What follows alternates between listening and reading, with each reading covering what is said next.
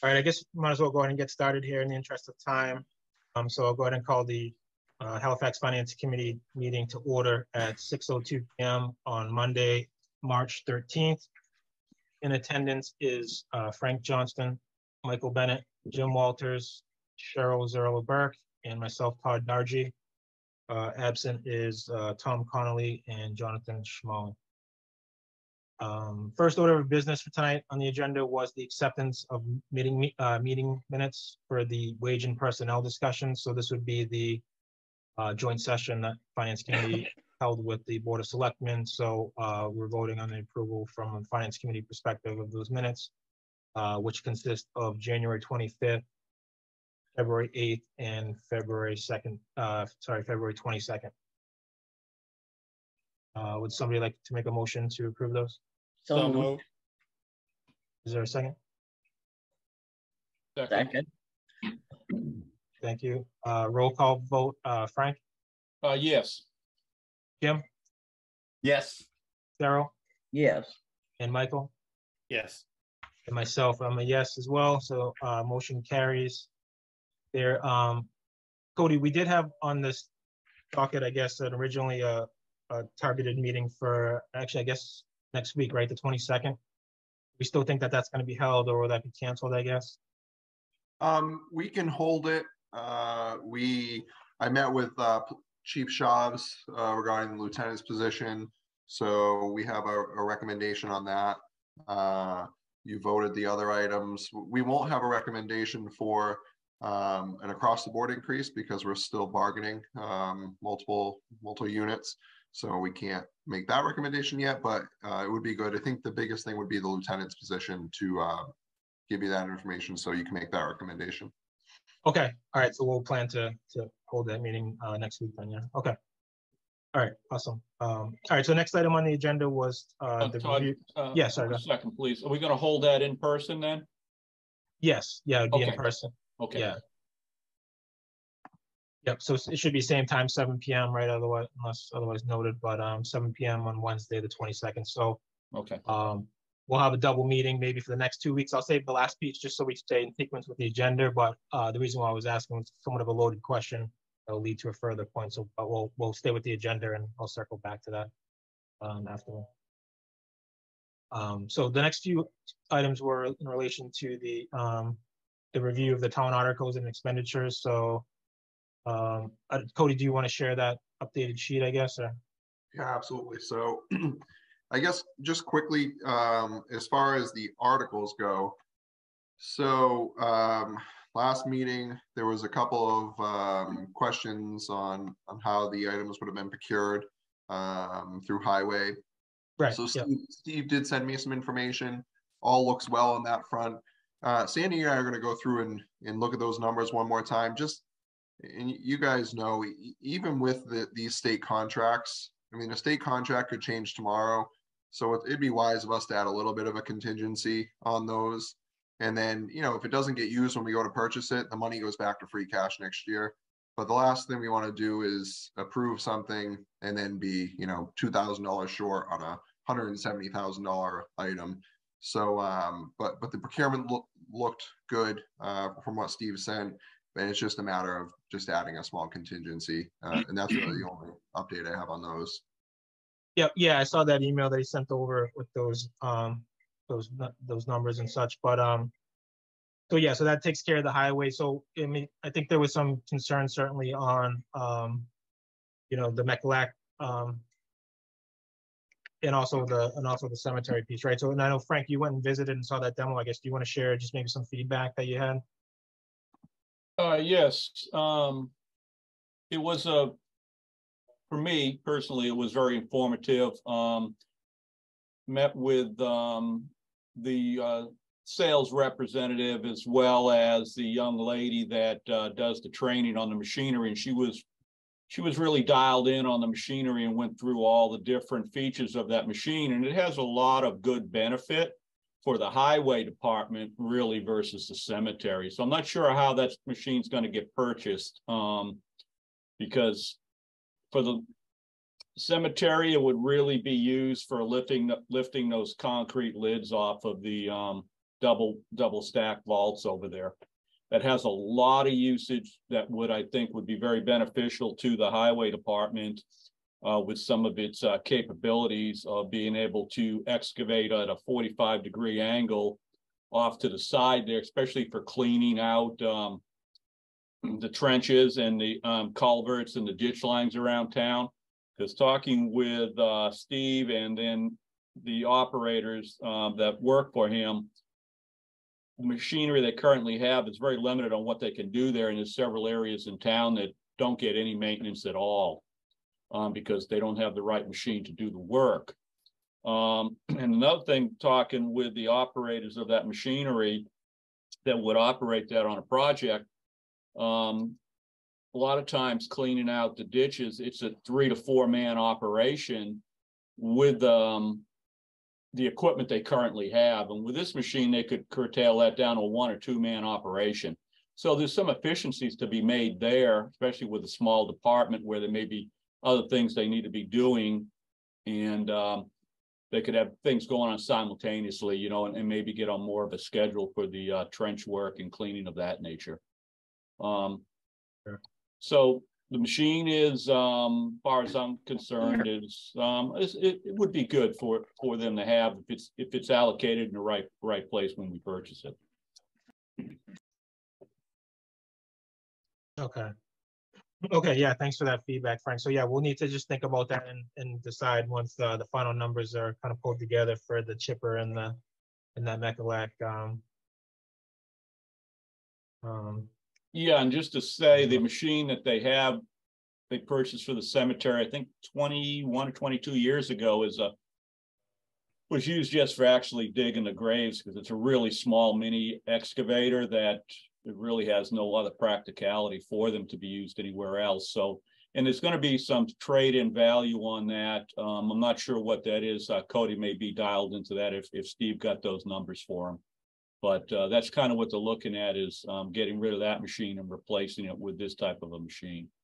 Okay, yeah, I thought he mentioned that it would be best to auction that other machine. So I think that number's still fluid, I guess. But yeah, there will be some money that will come back to those. Yeah. Okay.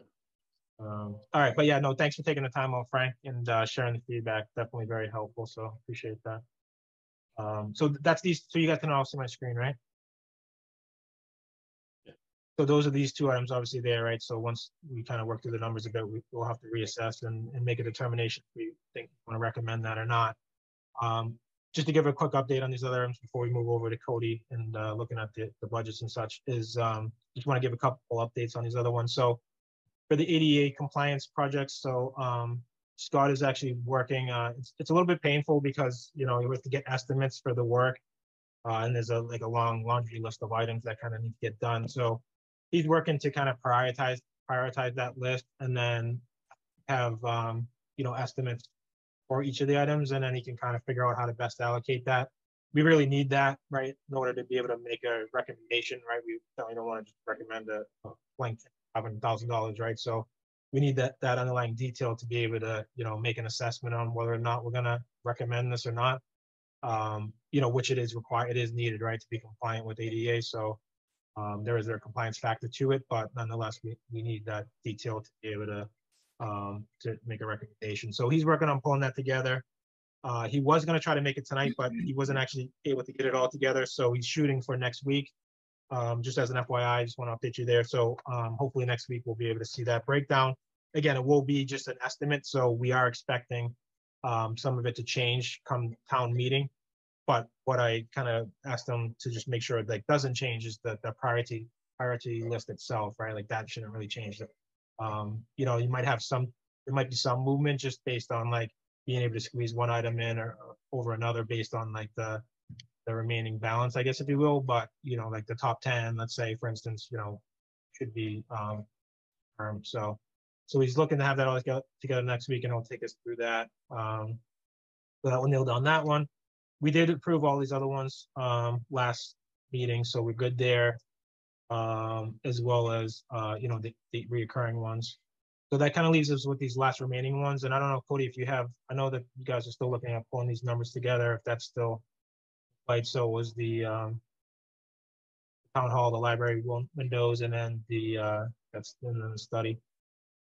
Yeah, Scott, excuse me, Scott met with the engineer last week for the town hall portico Okay. and in the library windows. I haven't gotten a number yet, but I assume it should be coming very soon within the next couple of days. One other item to mention, we did receive information from the schools that they will have a capital article. Yeah, I saw that. So they're going to be requesting, our share is 202,458.79 for some HVAC upgrades at Silver Lake. In our discussion, Sandy and I looked, we have a stabilization fund that was made back in 2016. Basically, Silver Lake had excess funding and they had to return it to the towns. And we created the stabilization fund at the time, a little over 300,000. Last year, we appropriated 110 from that for the tennis courts. So that leaves us, I'm sorry, that leaves 200, that number I just said, 202,458 left in that account. And they're looking for 200,000 for the HVAC upgrades. So it's certainly something that we can handle, and it makes sense to pull it out of that stabilization fund. That's what we created it for. But that will be one update. That just came in, that number. So that's why it's not reflected on the spreadsheet. Yeah, I guess the downside is that it wipes out that account for any future use, I guess. But that's something that, when we look at these capital items too, I think, looking at the total balance and kind of what's left, right, should be part of the assessment, right, to determine whether or not we actually want to spend that money. One of the things too we need to consider, and we won't be able to do it this year, but if we're going forward, is to build up the stabilization fund that we have for the general stabilization. Is the overall percentage that Cody had mentioned previously is a little on the low side. So we definitely want to beef that up in the coming years. So that will be a part of this too, which we we don't have currently like a finance policy in place for the town. So something I'll be working on, drafting and then reviewing with like Cody and Sandy, and then we'll vote on it as a committee to implement it. But that's probably going to be, or should be, one of the things we want to add in there, right? Of like assessing our the percentage of funds we have in that capital, in that account, and making sure that we're maintaining certain pressure, right, for the town's viability if something were to something serious were to happen, right? So those are things we need to look at and consider as well. So that will be probably something that we really start focusing in on once we get through the town meeting and things of that nature. But I know that like this portico, like obviously the library windows, if they're leaking, that's a problem, right? Because it's only causing more damage and then more money if we don't fix it, right? So some of these kind of become necessities.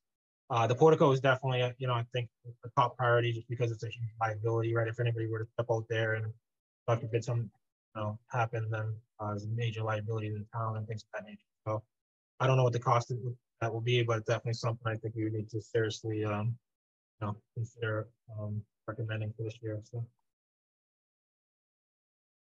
any questions on any of these, or anything else with this? No. Okay. All right, so I'm gonna stop the share. I guess Cody, if you want to, do you want to share your screen to kind of go through the budget? Absolutely.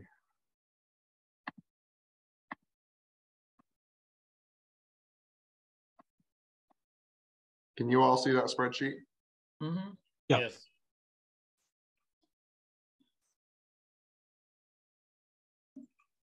Okay, so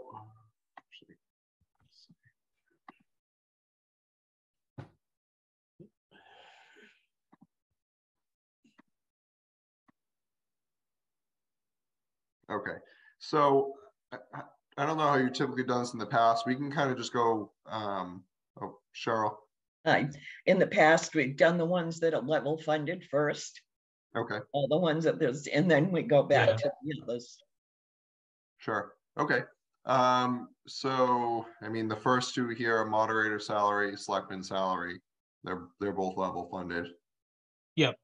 Yeah. Yeah, so what we did in the past is we used that column V or whatever and put R's in there, but it looks like you added a new column R, so we can just do it in there, it's fine. But we usually just documented like an R in there as recommended on the list. So So, well, I think first we should just make a motion, right? So somebody want to make a motion to recommend all level funded budget items? I make a motion and recommend all level funded budget Right. items. Thank you, Second. Cheryl. Thank you, Michael. Roll call vote, Frank? You're on mute, Frank. You're on mute, Frank. Sorry, gentlemen, ladies. For level funded, yes. Thank you, Frank. Jim? Yes, level funded. Michael? Yes. Cheryl? Yes, And myself is a yes. Motion carries. So yeah, if you want to mark those all, Cody, or yeah, we can just mark them in later, I guess. I'll mark them in later, and then as we Yeah, go yeah. through it, anything level funded, we'll just skip over. Yep, perfect. Okay. So Okay, I do guess, you yeah, want- we can run down this. So, I mean, whatever is solidified, I guess, if something's in flux, obviously we should skip it, right? But if whatever is like, so is the Mhm. shading there the ones that are like nailed down, I guess? Is that what that is? The shading are wages. So, I mean, some of them, Oh, okay. wages we don't touch. yeah, so if there Yeah. was an across the board increase, but some of these, for instance, the town administrator salary wouldn't be subject to an across the board increase. That's a contract, so that wouldn't Yeah. change. Right. The same with the police chief, and then some other line items. But we'll skip any of the wages that would be susceptible to an across the board increase. We can skip for now. Yep. So I think that, So what we can start Well, with, yeah. Town administrator salary you can start with, because that's not that any across the board increase would not be applicable, because this is a contract.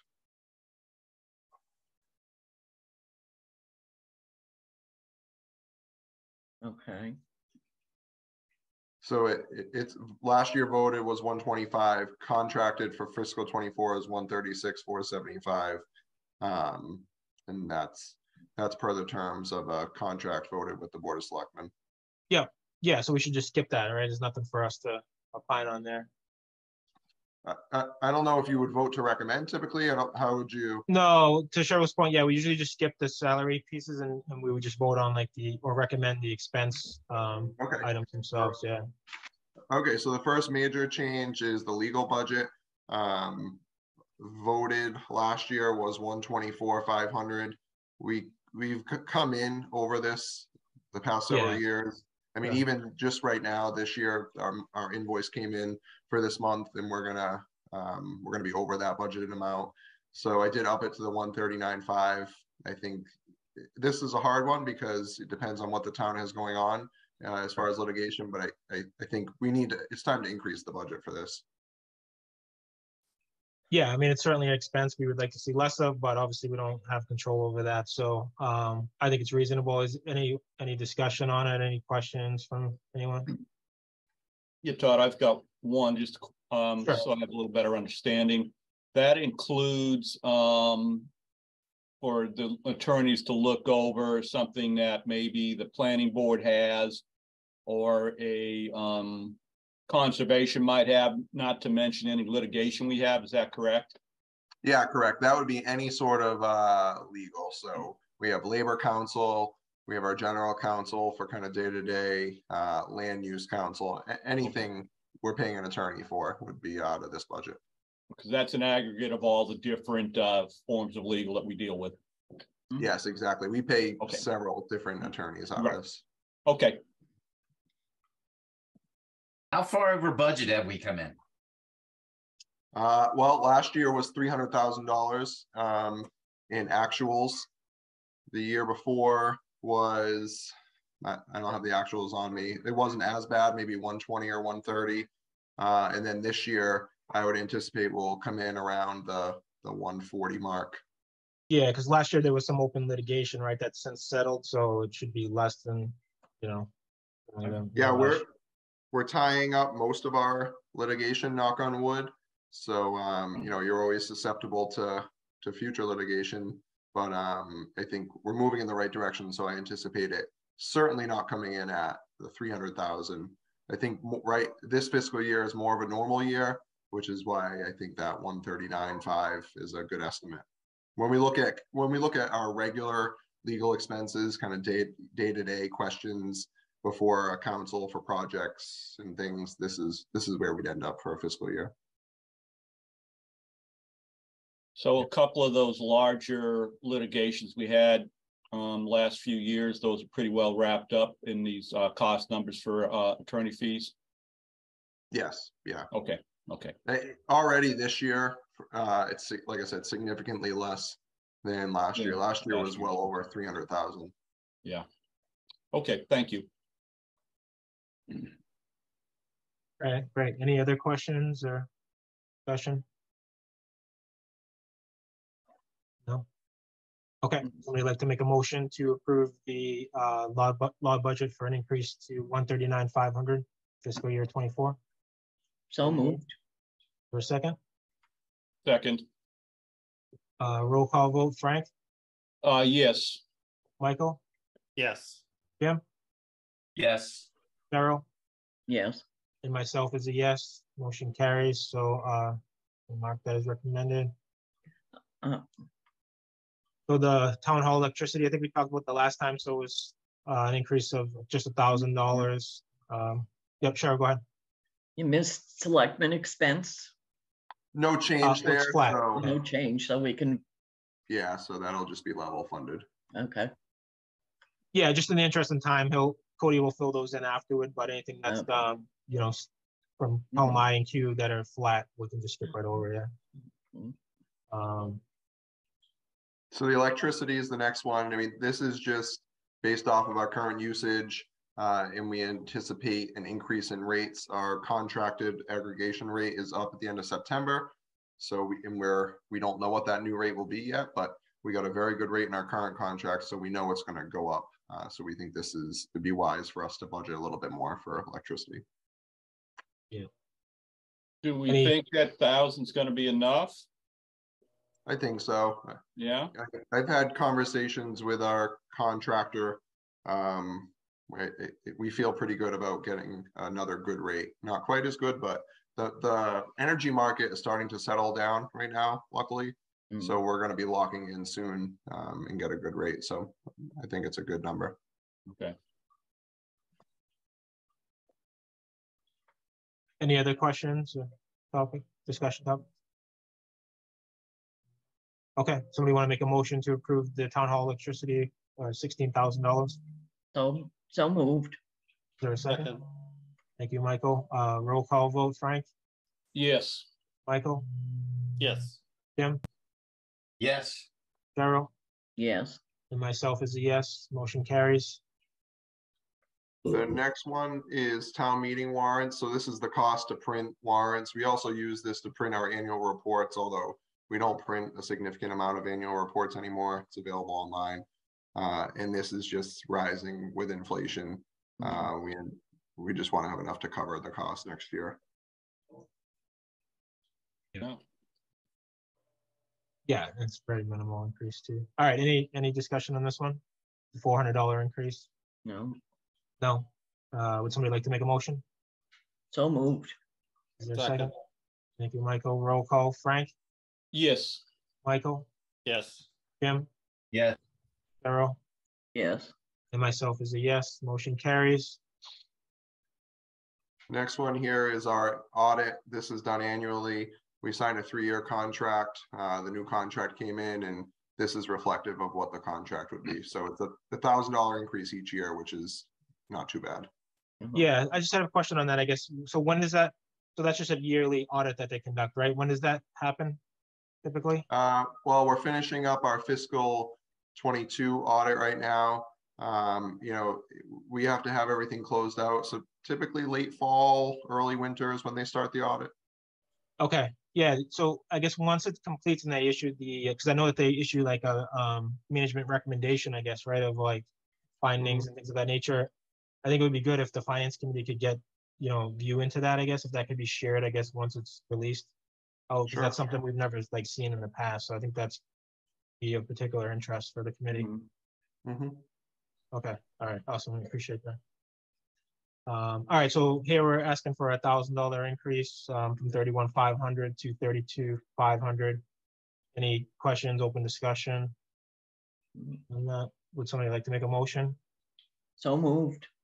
Cheryl, thank you, Michael. Roll call vote, Frank? Yes, on the audit. Yep, for an increase, yeah, for Yes. the audit, $1,000 increase to 32,500. Yes, yes.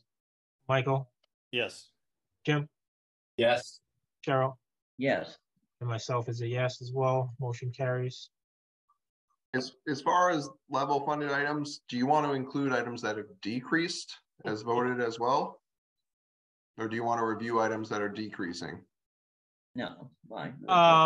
Yeah, if it's decreased, then we can we should just vote, I guess, just to cover ourselves, but I think if it decreased, I think it makes sense to bucket it as well. So we probably should have just voted on both. So we did vote on all level fund, it would be recommended, but would somebody like to make a motion that all budgets that are decreasing would be recommended by the finance committee as well?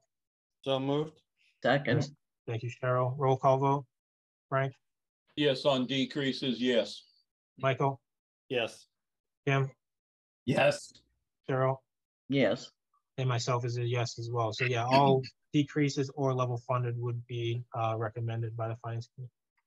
Okay, perfect. I know we're not really touching salaries, but ones with Well, we do significant increases, yeah, we want to touch on these because some of them are operational. So accounting salary here, you'll see a significant increase in my recommendation. The reason being, I'm not sure if Sandy has disclosed it to you. It is open, but Sandy's retiring at the end of the fiscal year.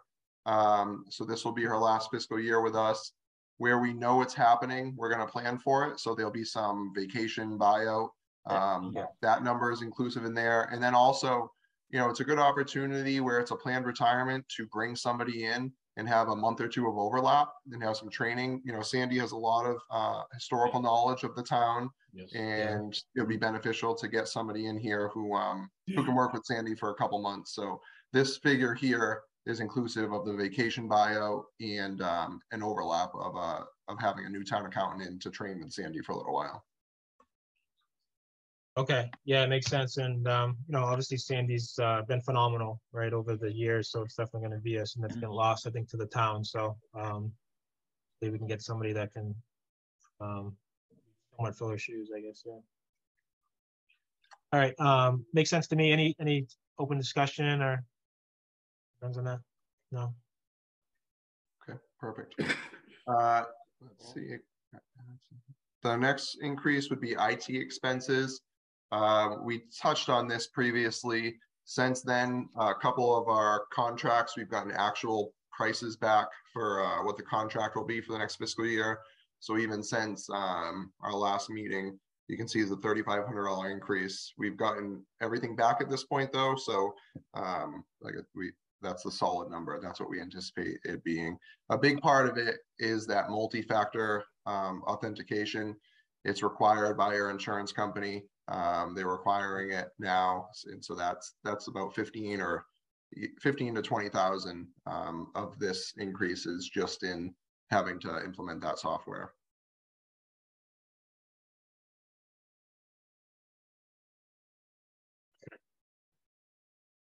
Any open discussion on this one? No? Would somebody like to make a recommendation to recommend the increase of the IT expense budget from 110,191 to 143,455 for an increase of 29,764? So moved. Is there a second? Second. Thank you, Cheryl. Roll call vote. Frank? Yes. Michael? Yes. Jim? Yes. Cheryl? Yes. Myself is a yes. Motion carries. Okay. Excessive expense. Yeah, that's level funded. Right. So yeah, the next Cool. one there probably. Well, Yeah. I guess that's a small increase. Yeah, $72. So the collector's expense. What was the? I can't recall remember. what it was exactly for. But when Sandy and I looked through the budgets, it was something that was reasonable. Okay, yeah, it's, I mean, $72, I guess. Any concerns on approving this one or any open discussion on this one at all? No concern, No. $72 on 14, Yeah. 15,000, you know, Right. Yeah, it's not even a, right. okay. Would somebody like to make a motion to approve the collector expense increase to $72? So moved. Oh, second, Thank you, Cheryl. Roll call vote, Frank, Yes, Michael, Yes. Jim, Yes. Cheryl, yes, and myself is a yes. Motion carries. So just going back up on 20 row, well, 32, I guess, the town clerk salary. So that increase, just as a reminder, was the increase of the hours to 40 hours, right? To which will put the town clerk in alignment with the other departments as far as being open from 7 to 8 a.m., which there's a gap right now, which I know some Lots of citizens money. have. Yeah, some citizens have complained about that. So definitely, but getting those departments aligned at the same, to work the same hours is a no-brainer, right? And then also, I think it's, you know, Cody mentioned, and Susan had mentioned too as well, the workloads has certainly, well, so I think that's a very warranted increase there for the 13,000. Yeah, go ahead, Cheryl. I understand that, but why is it $13,000? Well, What, 4 hours? No, it's she's right now, she's technically only 32 hours. Her pay is based off 32 hours. So she would be open the additional hour in the morning at 7. And then a lot of the offices, while town hall is closed to the public, the offices will work 4 hours on Friday by appointment only. So it would be moving her from 32 to 40 hours.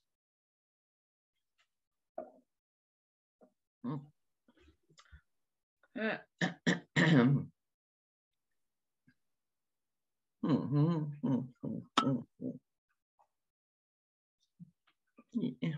still think that's a lot of money. Sorry. well, that's what it breaks down to right off of her hourly wage across the year. So, you know, it's relatively low if you look at it from an overall salary perspective, right? If this is a full-time job for somebody, you know, especially with the increase in, you know, inflation and everything else, right? So,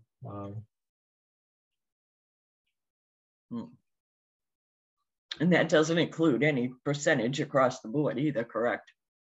No, this is Yeah. just the compensation to make her full-time 40 hours a week.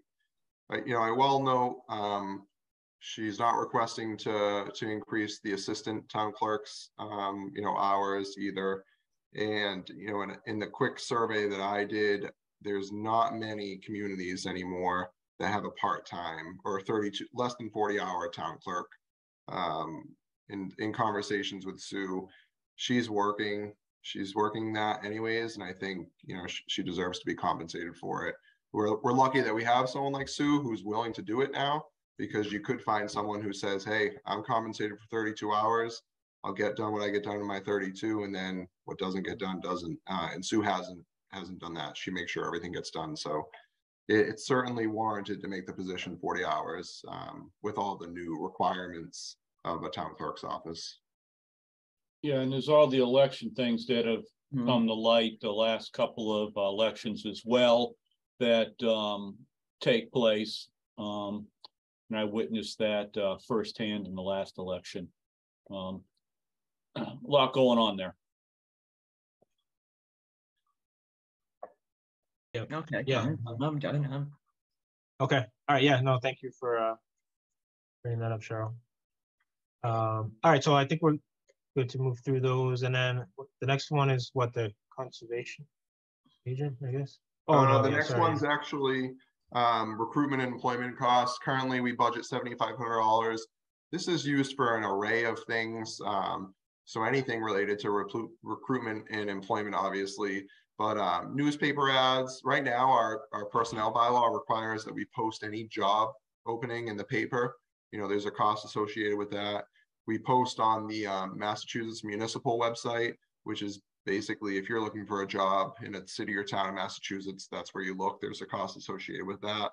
But also we would use this for training. I mentioned it previously, I'd really like to increase training opportunities for our staff and potentially boards and committees. So this is just reflective of my desire to provide adequate training for our staff.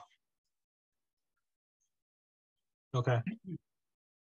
All right, yeah, How makes sense. much of the 7,500 did we use last year? Pretty close to, I think it was 7,200 we used. It was almost all of the 75. Was a lot of that used training or more in advertisement of that 7,500? I believe it was more in advertisement. As you guys know, we've had a lot of turnover Yeah. in town hall. So, and there's a cost associated with that. But I'd like to focus, as we stabilize our staff, focus more on training, the training aspect of it. This could, you know, and this could also include things that, you know, if we're drug testing an employee, any cost associated with bringing an employee on and keeping them here, basically. So those costs are rolled up into that too, huh? We don't have a separate line item for like the randoms, pre-employments, work-related incident testing.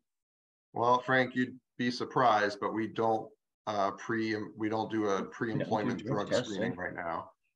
Oh, okay.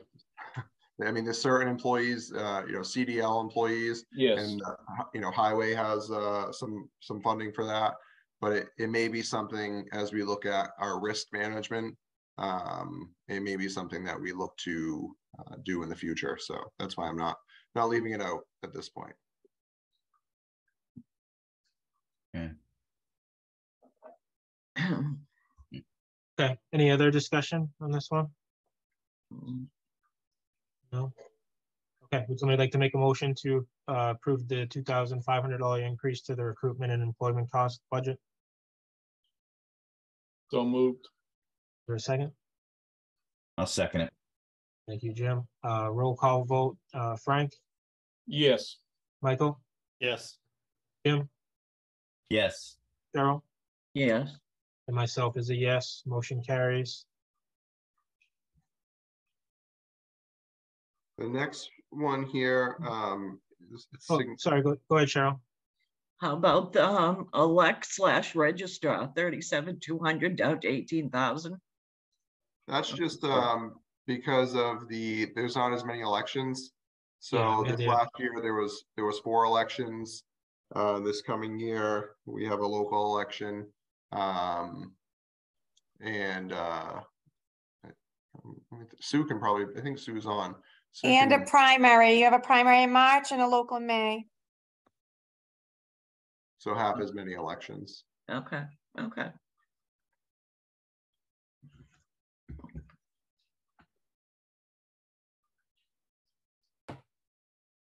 So the next one here, this is looking to add a conservation agent. This is something that the Conservation Commission submitted. It's a position that is in our personnel bylaw. It was funded years ago. I can't tell you the last time it was funded, not in the last 5 or so years.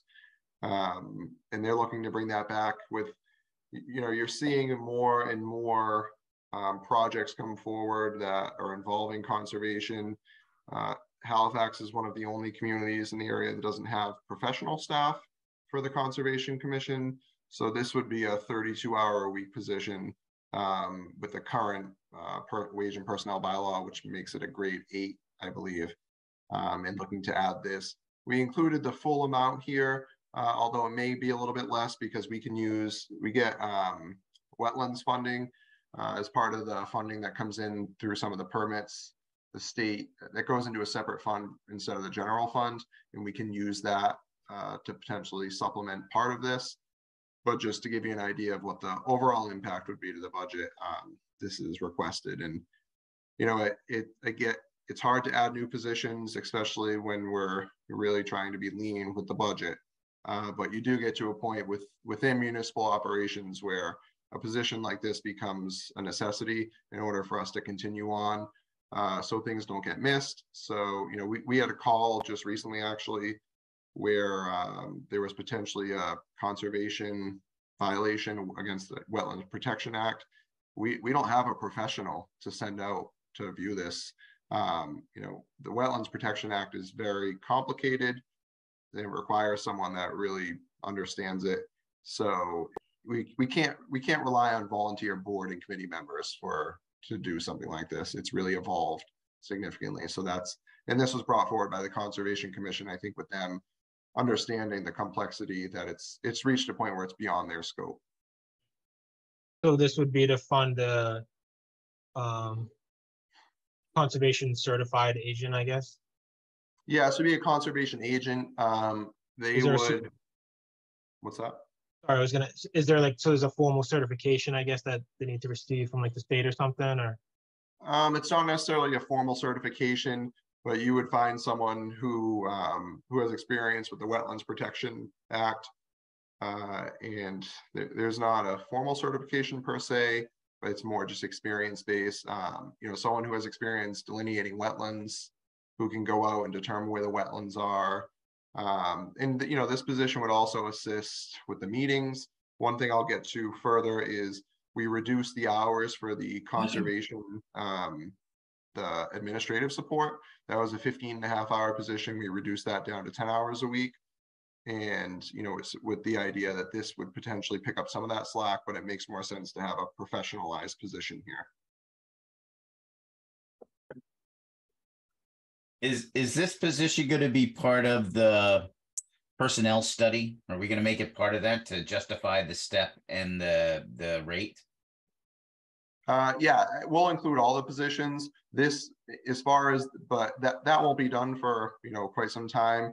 And we're going through the process now. So we put it in at the existing grade, which is a grade 8 in the personnel bylaw, but we'll include all of these positions in the compensation and classification study. All right. So this person, or for this position, this agent, is that going to be an employee of the town, or is it going to be a contract employee? I would envision it as likely an employee of the town. Although, you know, if we found somebody who wanted to do it via contract, we could. I think you see that with our animal control. You know, we recently switched to a contract. So sometimes it makes sense. It really makes sense if you find someone with lots of experience who can get the job done in, you know, a less amount of time. Their hourly fee may be more, but if they can get it done in, you know, 12 hours a week, then it makes sense to, you know, contract them and they wouldn't be an employee. But at this time, I would envision it as an employee, but there's no one that we've pre-selected at this point. So it's hard to say. And what, at that salary range, is that a full-time position? It's it was budgeted right now at 32 hours a week. 32 hours, yeah. So this was a position that was already part of the bylaws, I guess. Do you know what I mean, obviously it was predated you, I guess, but do you know the background to where we stopped funding this position or stopped utilizing this position, or was it just that this position was never utilized, I guess? No, it was definitely utilized from what I've been told. I believe the position had gone vacant, and then, you know, the town was looking to tighten up the budget, and it made sense at the time where, you know, you didn't have to lay someone off per se, but rather just not fund the position because it was already vacant.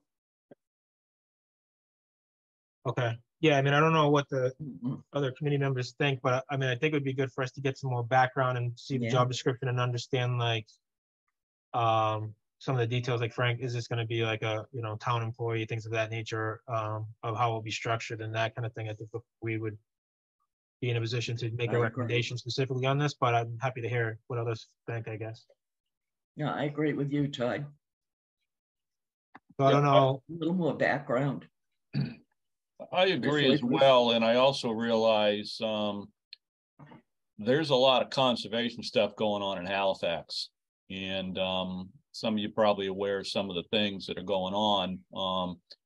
So it is a position that probably needs to be on our payroll, but I think we need to understand it a little bit more too. Yeah, exactly. The roles and responsibilities of it. Exactly, yeah, because the town's going to want it the same, right? So it'll be, you know, So ideally, I think it would be great if somebody could take us through that, and then, you know, kind of like be a preliminary review, you know, in advance of the town meeting, which, you know, for the same depth would be needed there as well, right? So, Yeah, so I don't know, is that something? And so we do have that wage and personnel schedule for next week, I guess, Cody. I don't know if it's too soon to maybe throw something together to do that, maybe, but Yeah, I if not, can, yeah, I can, I'm sure there's a job description somewhere. To be honest, it's probably not something we'd want to use. So I'll dig it up and rewrite it. But I should be yeah, able or to just, present something.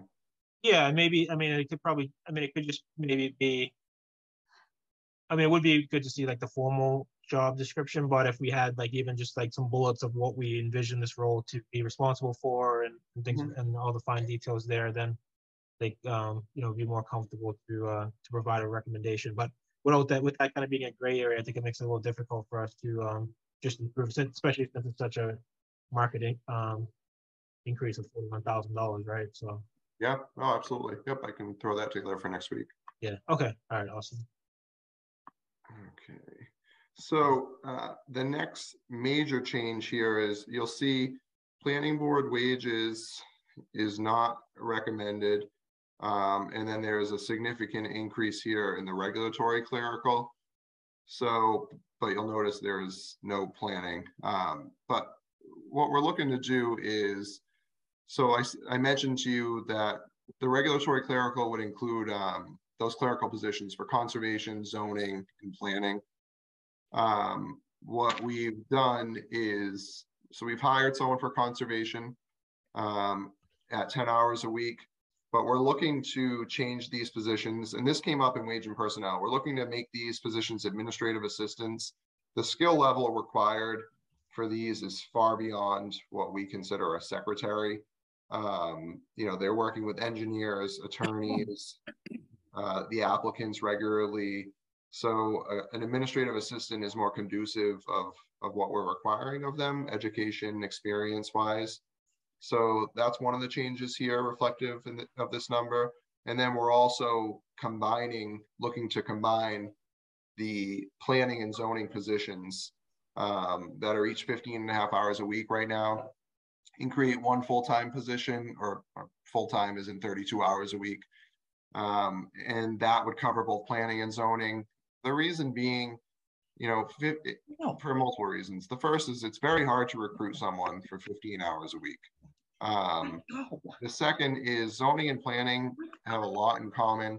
Many of the projects will end up going before both, but there's also just there's a lot of things in common with them as far as the bylaws and what's applicable. So it makes sense to have one person, and then that person would be more readily available throughout the week for our applicants, for our residents.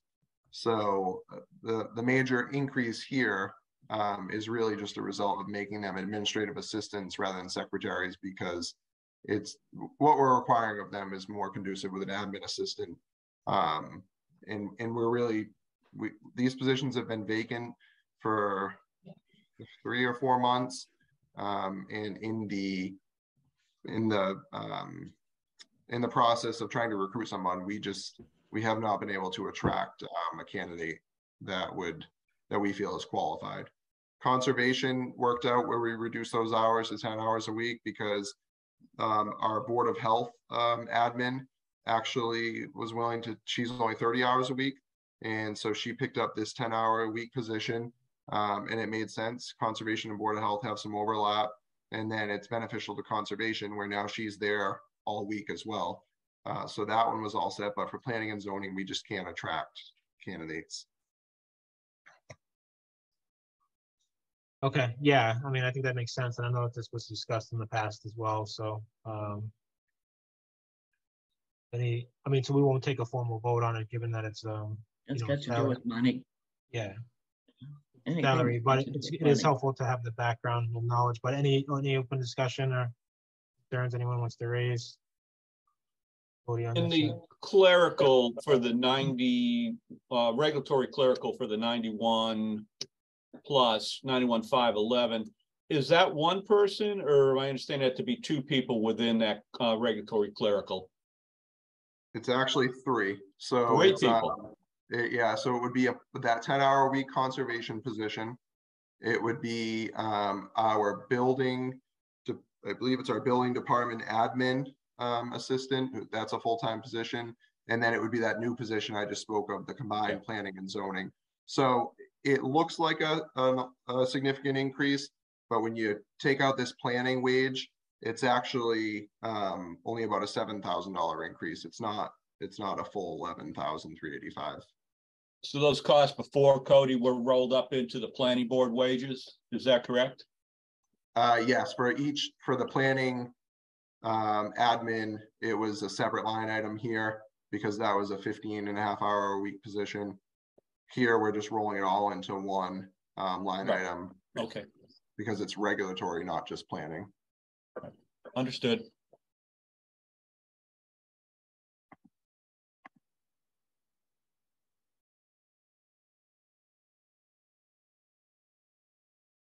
Any other questions on that one? I know that was kind of a lot. I don't think so. Okay.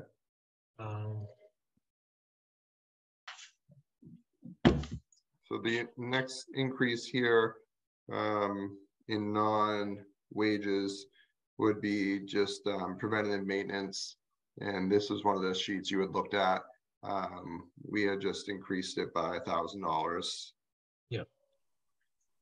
Any discussion on that one? No, that's fine. I'd like to make a motion to So increase the. moved.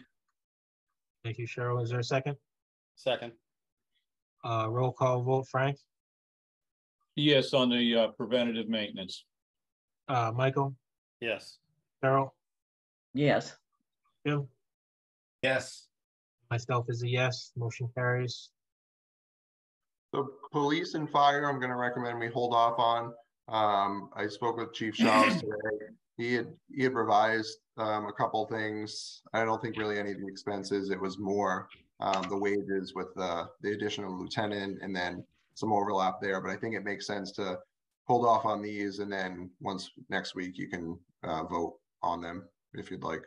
Yeah, if anything changed, otherwise, you can just, if it's flat, then Yeah. you have our recommendation already. Okay. The building expense here, this is an increase. So basically, in 23, you had a line for an assistant building inspector, and then you had expenses. In order to, and you probably remember this, but we pay, or we were paying a building commissioner to do some of our inspections and certificates of occupancy. So that was turned into more of an expense here. So we did away with the assistant building inspector wages. And then this was just an increase in some of the departmental tasks. I believe Jim had gone over this. Yeah, that's right, he did. Any open discussion on this one? The building inspector's expense? Would somebody like to make a motion to approve the expense increase of $1,900 for the building inspector? so So moved. moved. Second, Second, thank you. Roll call, Frank, Yes, on the building inspector expense. Michael, Yes. Cheryl, yes, Jim, Yes. and myself is a yes, motion carries. The next one here, I mean, it's not really an increase.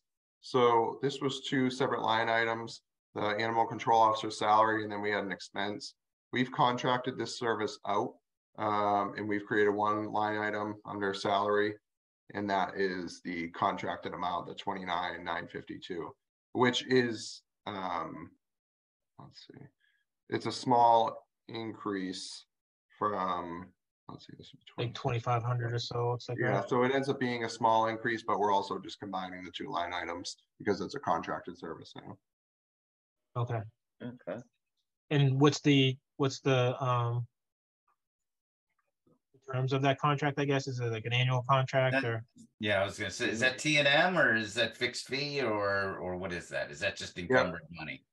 No, we have a fixed fee for they signed the contract in January, so through the first 6 months, the last 6 months of this fiscal year, and then we have them for that rate for all of fiscal 24, and then we'll have to go back out to bid. This was contracted previous to me being here. So that fee that we pay the animal control officer under the contract, they charge a certain fee to respond to an incident here in town. Is that correct? Yes and no. So basically, they're going to provide the service for the year for this amount. They'll bill us. They'll provide us with a monthly invoice. So, but it'll ultimately, it's technically a not to exceed cost. So they will provide us with billing, but I anticipate it'll come right in at the $29,952, and that's inclusive of all expenses. So that's the nice part about contracting. So that's an all-in fee. They bill whether that they're called or not.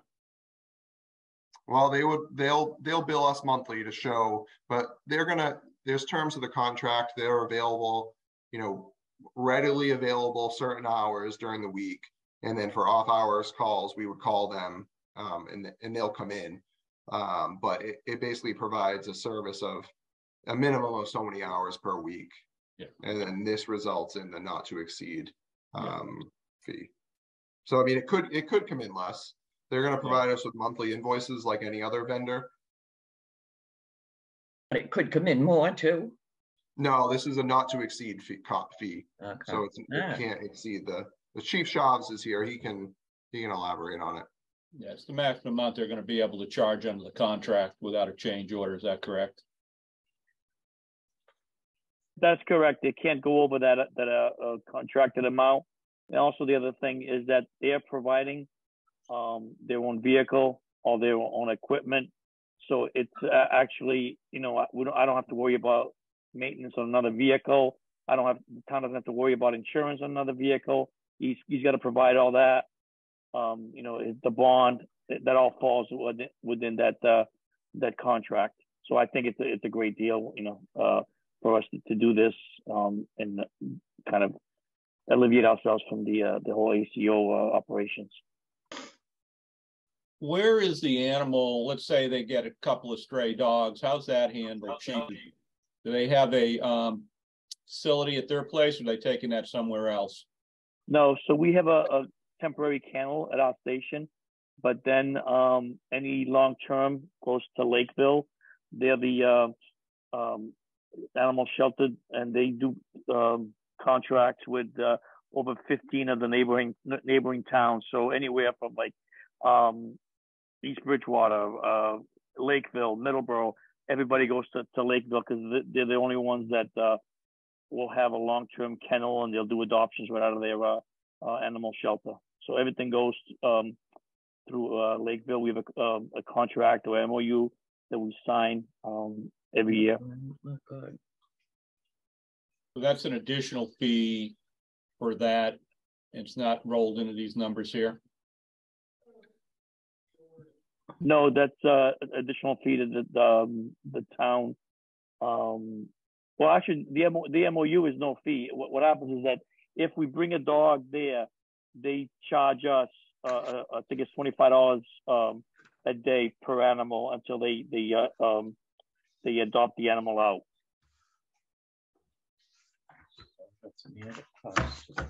Where are we capturing that cost at in here, Cody?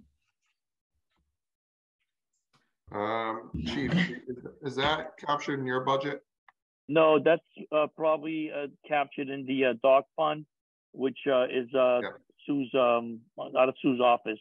All the fines and stuff that we okay. So they have a pretty pretty good line item that for the dog fund, and that's what we utilize for that sort of stuff. I'll see that. Yeah. Let's see. Yeah, I can check on that and get you an answer. It's a good question. But so this contract is already in place with the vendor, right? Correct. Okay, so there's nothing for us to really approve then, right? And that Well, I mean, To recommend. the funding still has to be approved. I mean, even with contracts, the funding is still, it still has to be approved at town meeting.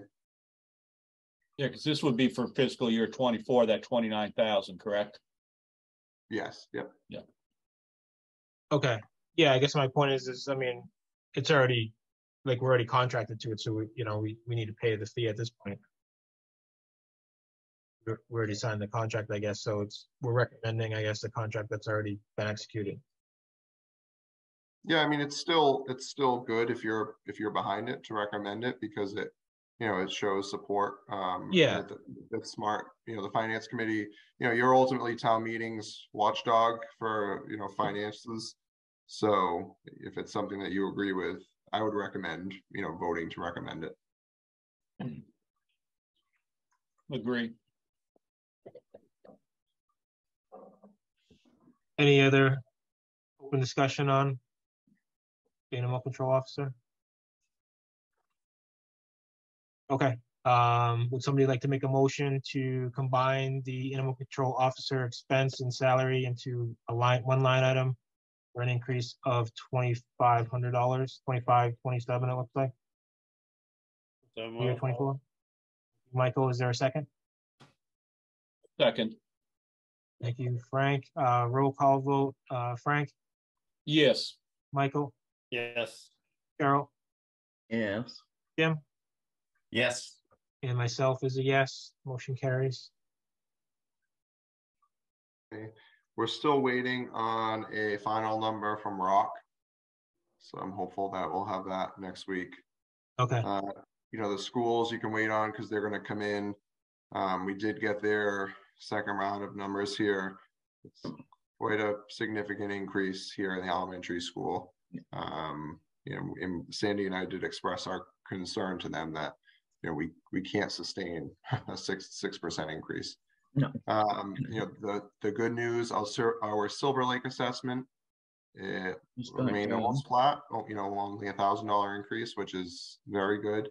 But the schools will be in to go over that more in depth. And it seems that the tuitions has gone down.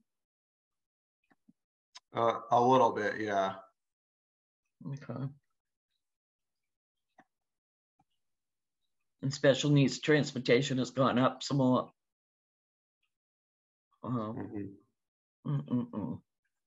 So and I believe, again, I don't want to speak for them, but the tuitions went down because they got additional circuit breaker funding, and they utilized that this year in the tuition. So, and in their presentation to us, they said, well, technically we're only increasing by, a little over 2.5%. But the thing is that this decrease isn't guaranteed. They're funding it through that circuit breaker funding. That could go away next year, and then we need to absorb the full cost. So we need to be more cognizant of the full number, which is really that 5.9% increase in the elementary school. But again, they'll be in to go over that. Yeah, and so we did get some information too on the transportation costs. So we just need to kind of get our arms around that. So it looked like a good majority of the fees were actually somewhat local to like the Kingston area. So, so we need to start thinking about maybe or working with them to come up with some potential solutions or alternatives to help drive that figure downward. Right. So we do have that, and so I did put together like an analysis based on the data they sent. So, Jonathan Seelig, myself, and Jim has been kind of involved in there too. So the three of us need to connect at some point and try to get our arms around it. Obviously, it's nothing we can do for this year because of the timing and stuff, but hopefully between the summer and then into next year, we can have some kind of formulated, I guess, to maybe help reduce that cost for fiscal year 25.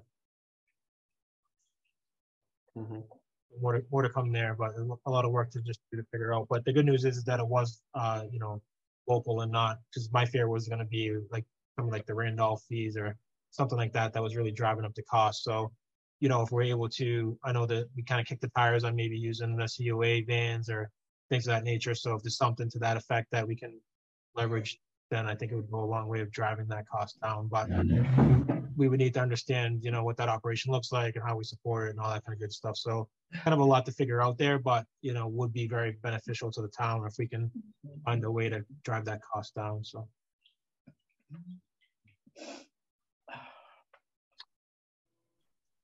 Okay, so there's no expense increases. Oh, actually, there is. I'm not sure why this didn't translate over. Let's see. The barn maintenance, this had changed from the initial request, and this has to do with electricity, where we wanted to increase electricity for any of the expense accounts. So that's why my recommendation is a little bit higher here. Okay, and yeah, what's that? $1,100 it looks like. Yeah, right around there. We anticipate a little bit more usage too. You know, obviously, the more the building's utilized, if we have snow events, winter weather, and the guys are there more, or just, you know, weather requires more energy usage. That's why the energy usage there has been pretty low. So we're accounting for an increase in energy usage and an increase in the actual cost. I will say when I went down there, all the lights were off in the shop. So I was like, because we had to wait for them to warm up to look at the equipment. Yeah, everyone does a pretty good job of those small things. You know, you don't think it matters, but when you have several facilities and large facilities, every little bit, it definitely adds up.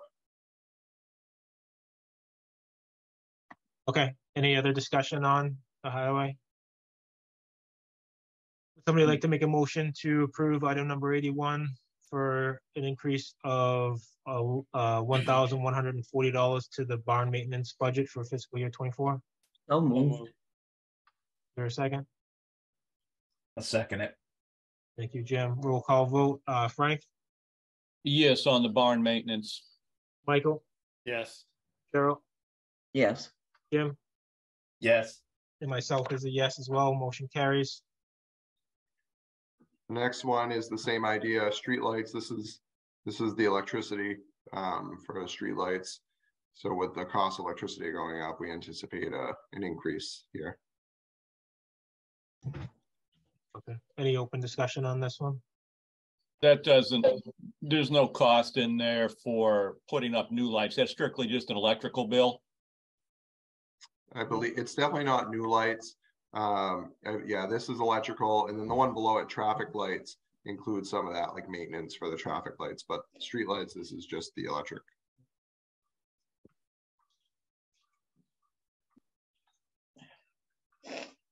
All right, would somebody like to make a motion to approve the increase in item number 85 of $4,000 increase to the streetlights?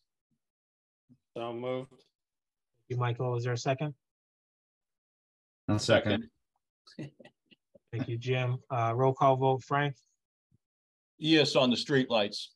Michael? Yes. Cheryl? Yes. Jim? Yes. And myself is a yes. Motion carries.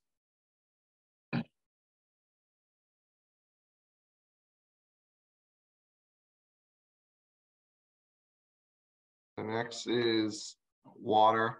So this is an enterprise fund, so it's self-sustaining. They've done very well. They haven't had to raise their rate since 2015, and they have quite a bit of additional funding. So, and this is just what Bill had put together for his estimates. So Bill's the professional. We kind of just go with his, you know, best estimate. So there is an increase here in the water supply. Okay. Right, that's the supplies for treating the water. Correct, And yeah. that's just an operational cost associated with the increased prices of the chemicals and things that they need to make the water potable. Right.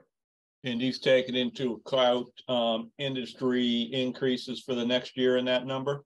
That's the number is. I believe he has, yeah. Yeah. Yeah, that he had called the suppliers to get numbers and that reflects that. Yeah, and it's self-funded, right? So it's a net impact of 0 overall as well, right? Right. So, Yeah, exactly. So everything in here that they spend, they cover in their revenue, their fees. okay. All right. Any other open discussion on this one? If not, would somebody like to make a motion to approve budget item number 96, which is a $7,699 increase to the water supply? So moved. Thank you, Michael. Is there a second? A second. Thank you, Cheryl. Roll call vote, Frank, Yes, on the water supply. Michael, Yes. Cheryl, Yes, Jim, Yes. and myself is a yes. Motion carries. The next one is so the next two actually are basically they go to us, to the general fund, for insurance and for retirement for their portion of the staff. So there's an increase here in $4,000, and that's on par with our increase. And then the retirement, there's a little bit more of a significant increase here, and that's because we've had a significant increase in our retirement costs. so they're paying us. Well, they're paying for their employees for their retirement and for their insurance. Okay, Because the enterprise fund, we treat them like a business. They're right, because self-sustaining. they're self, right, okay, Yeah, so basically they're paying for their employees' insurance and retirement. okay. But what's driving that up to 48% though? Was there additional retirement, I guess, that came to play, I guess, or? Just there may be additional staffing, but the majority of it is just that our retirement contribution has gone up significantly. I think, the town had planned for this to occur, and it has occurred, and so now this is really getting caught back up. So it was just the fact that it was underfunded previously, I'm not quite sure if it was underfunded. I don't want to say that. I don't necessarily know if that's true. It may be. Okay. But this is just the cost associated with the retirement for the employees that were there. Okay, yeah, because it just seems like a lot. I guess 48% in 1 year. I guess there has to be some other underlying factor because it's not the annual increase, right? So, but okay. All right. Any other open discussion on this one? No. Okay. Would somebody like to make a motion for these two items? I guess so. Item number 97, which was the $4,000 increase to the water insurance, and then budget item 98, which was a $15,700 increase to the water retirement. So moved.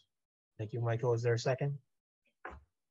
Second, Thank you, Frank. Roll call vote, Frank, yes, on the water insurance and water retirement. Michael, Yes. Cheryl, Yes, Frank. I'm sorry, Jim, Yes. and myself is a yes as well. Motion carries for both of those. Next increase is in their gas and oil. So this is just, again, with inflation, gas and oil is higher than it was before. And so this is just reflective of what we anticipate the cost being. The actuals are coming in a little bit higher. So that's what this is. Okay, that makes sense. Any open discussion on this one? no, Cody, are they under the town's are they buying from the contract vendor Yes, that I the town believe has so. under contract? Yeah, I believe so. Yeah.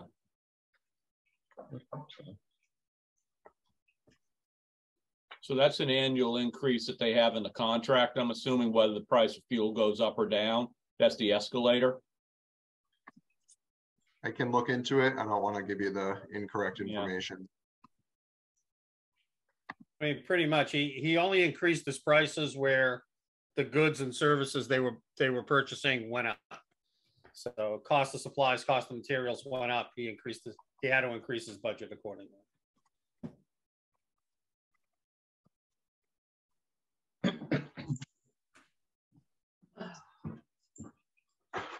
All right, any other open discussion on this one? No? Okay, would somebody like to make a motion to approve budget item, or recommend budget item 101, which is a $2,600 increase to the water, gas, and oil budget line? So moved. Thank you, Cheryl. Is there a second? Second. Thank you, Michael. Roll call vote, Frank? Yes, on the water and gas oil. Michael? Yes. Cheryl? Yes. Jim? Yes. And myself is a yes. Motion carries.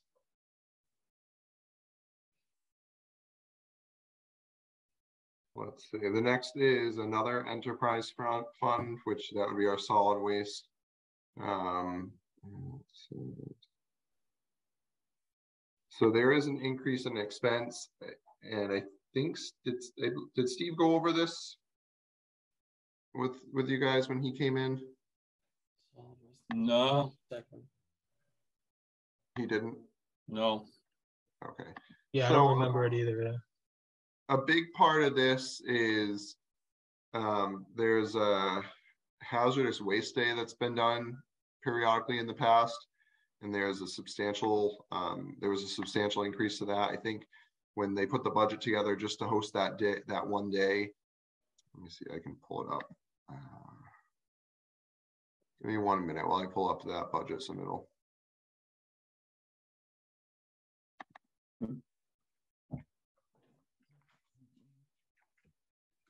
We talking about the recycling center expense or the hazardous waste collection expense? So it's the recycling. Oh, yep, they have that separately. Sorry. So you can see here the center expenses where the increase. Oh, they didn't break it down. Oh, right here. Here we are. So they broke it down. So it looks like just a significant increase in disposal. Last year, $18,000, and this year, this next year they're anticipating $37,180 for disposal. I'm sure you all have been told recycling has become much more expensive. It's not as expensive as regular trash, but it's getting up there. So that would be the bulk of that increase. And again, this is funded through their fees. So at the end of the day, whatever their expenses are, they need to cover with their fees. So they're going to be increasing the fees at the recycling center then? Yeah, I think you'll see there's going to be some significant changes coming overall. The trash pickup as well. The existing vendor has stated that they're them and others are going more toward the totes. It's easier for them, and they're not getting out and getting a bag. So we're going to be doing procurement to get the best price, and we're likely going to be switching to totes. So there'll be a cost associated with that. So you're going to see a change overall in how recycling and trash is billed.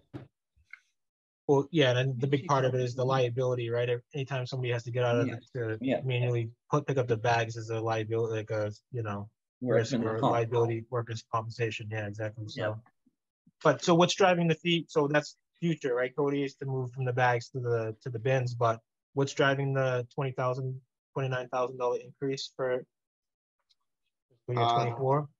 Yeah, that was just the cost of disposal. Let's see.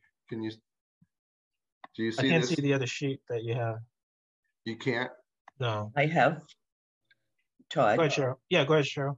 It says, according to what I have here in figures, it says the disposal recyclables, the single stream including single stream, the Freon, and the bulk plastic is what's driving that up. Yeah. So last year, that was around 18,000, and then they're anticipating this to be at 37,180. Right. Because everything's gone up so much. Yeah. Okay. Now that's all under line item 107, the recycling center expense. Is that the number? Those numbers you're talking about are under that number? Yes. That doesn't include any cost associated with line item 108 at this point. Correct. Okay. So it's in the cost of the single stream and the plastics. Plastics and the Freon. Oh, Freon on the refrigeration. Yeah, yeah. So my So is that under the hazardous waste, I guess? I want to circle back a little bit. So those are significant costs on that. So to the town resident, are those fees particular to the Freon recovery going to be going up in fiscal 24? I would anticipate that fees will be increasing.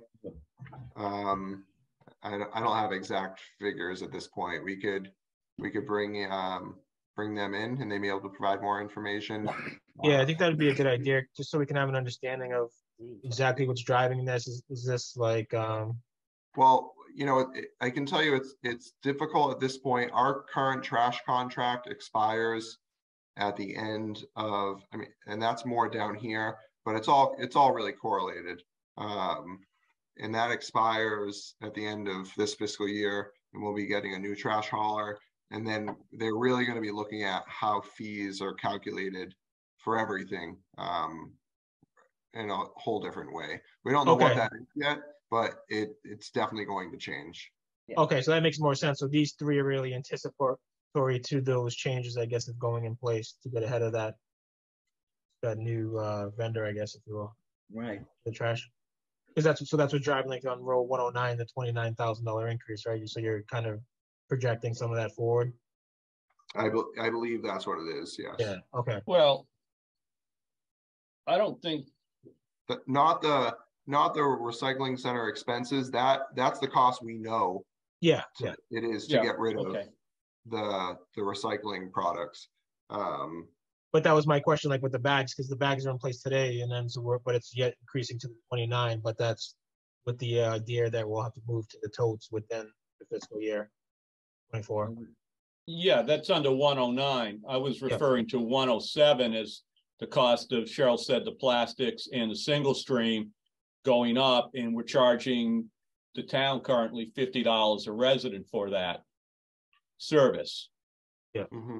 And then there's the 108, the hazardous waste collection, which is totally separate from both 107 and 109. And do we charge a fee for people to bring their hazardous waste down there, or is that something the town just bears the cost of? I think they charge a fee for that. Yeah. Yeah. I think it's in that fee schedule that they have. Well, there's a fee schedule for hazardous waste day where certain things, cost X amount of dollars. If it's Right. paint, it's so much. For them If to take it's them from you, you have to pay them. particular chemicals, it's so much more, Yeah. things like that. They have prices for different types of things that you have to dispose of. And But I think that's it's sort of weighing the prices off. So it's the fee that they pay for hazardous waste day helps counter what we have to pay, but it's our, we contribute a little to it as a citizen as well. Right. Yeah, I understand that, but we're jumping from $59.50 to $19,950 in hazardous waste alone. So is that a significant increase in the cost of disposal, or are they collecting more material and it's costing us more money? It's significant due to the cost of disposing of the material. So to get somebody to come in and run it costs more money. Yeah, so the volume's the same, but the cost has gone up $14,000. The volume has gone up a bit too. People are starting to throw away more and more things, but it's just that the overall cost, even if all things were equal, the overall cost of disposing is going to be higher.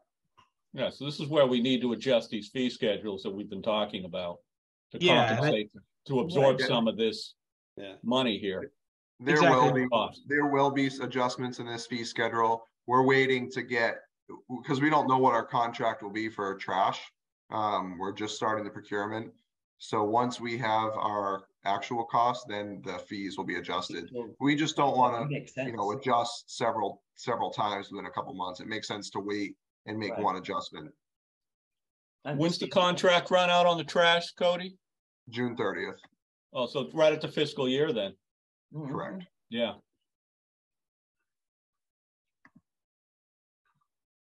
And we have to be careful too. We raise the, the user portion of it too high. People aren't going to dispose of stuff properly. Yeah, we do need them to cover their costs. And their retained earnings are very, very slim right now. So we need to look at that anyway. I was just made aware of it because we need to be able to pay for things like capital. If they need a new truck, their retained earnings need to be able to fund that. And that's where really an analysis of their fees and expenses comes in, because it is an enterprise fund. They need to be self-sufficient. Yes. Right. Yeah, so I think that kind of goes to the point then, though, of maybe having them come in and kind of walk through some of this, right? And some of it I know is a bit in flux right now, which is understandable, but we should have an idea of what their game plan is for, 30th and what's driving these specific fees and all that kind of good stuff. Yep, we can have them in to explain the game plan. I can tell you, I'm drafting the procurement, and we're going to go out to bid and try to find a hauler, the most cost-effective hauler that is, is going to provide a good service to the town. That's on the municipal, that's on just the household trash, correct? Yes. Correct, yeah, for the trash collection / disposal. Correct. What about the, are you going to be procuring the recycling through that same vendor? Or is that going to stay separate with the town operating it with their own truck? I believe at this point it would stay separate. We already have the truck, the staffing. So that I think the plan would be to keep it separate at this point, but I can't rule anything out. Like I said, we're just starting the procurement, so we'll kind of see what happens.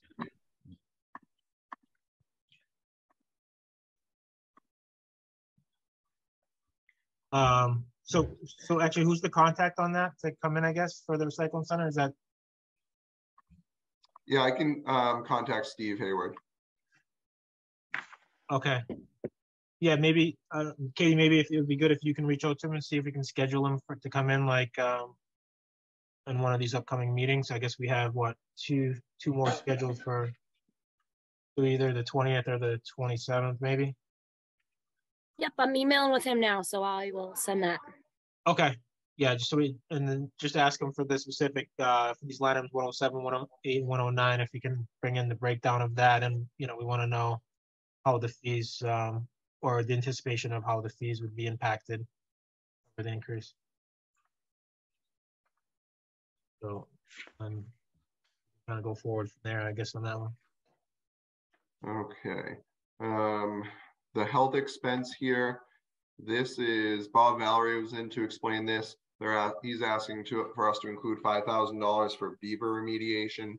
So that's the change here in my recommended budget. Oh, wow. Yeah. Yeah.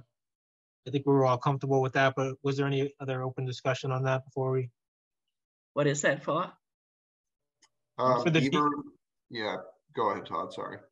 Oh, sorry, yeah, it's for the beaver remediation. So I guess, there's been a lot of beaver damage in the area. Oh, okay. Yeah, Okay, so to remediate that. Okay. So would somebody like to make a motion to approve budget or recommend budget item 111, which is an increase of $5,000 to the health expense? So moved. Second. Thank you. Roll call vote, Frank? Yes, on the health expense. Jim? Yes. Cheryl? Yes. And did we lose Michael? Oh, I'm here. Oh, sorry. It's, Michael? Yes. And myself is a yes as well. Motion carries.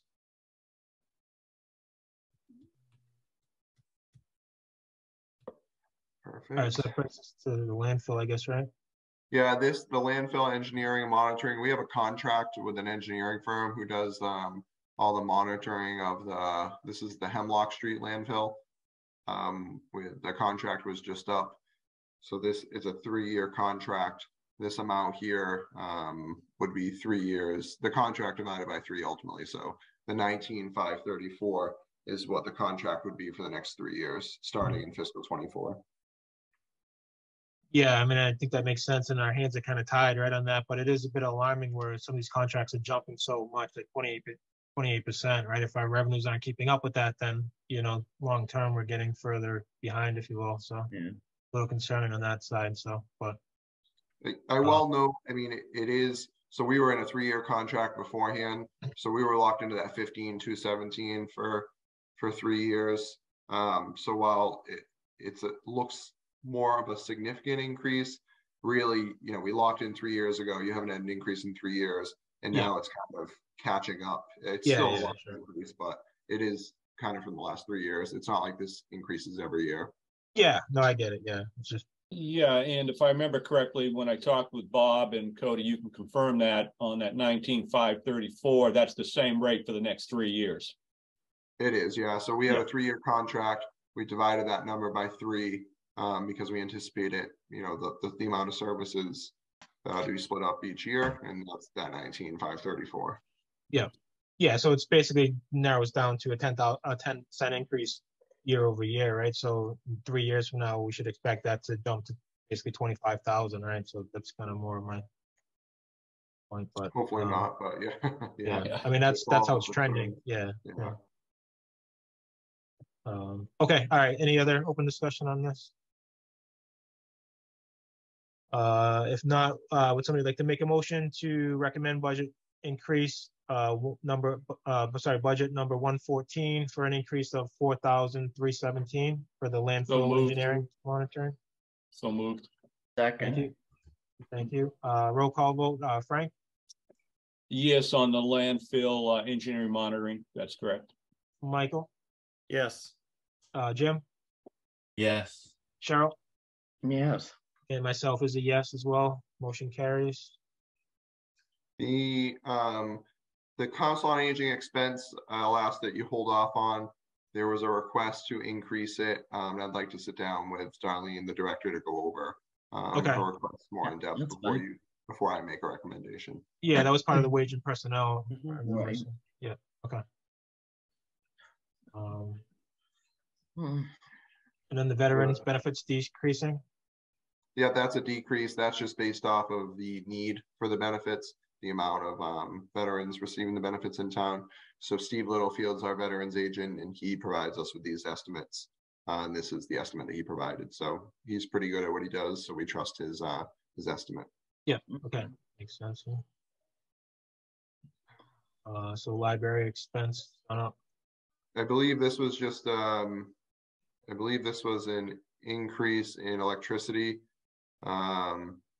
And this is also, Gene has touched on it before, but we need to reach a minimum amount of spending anyways.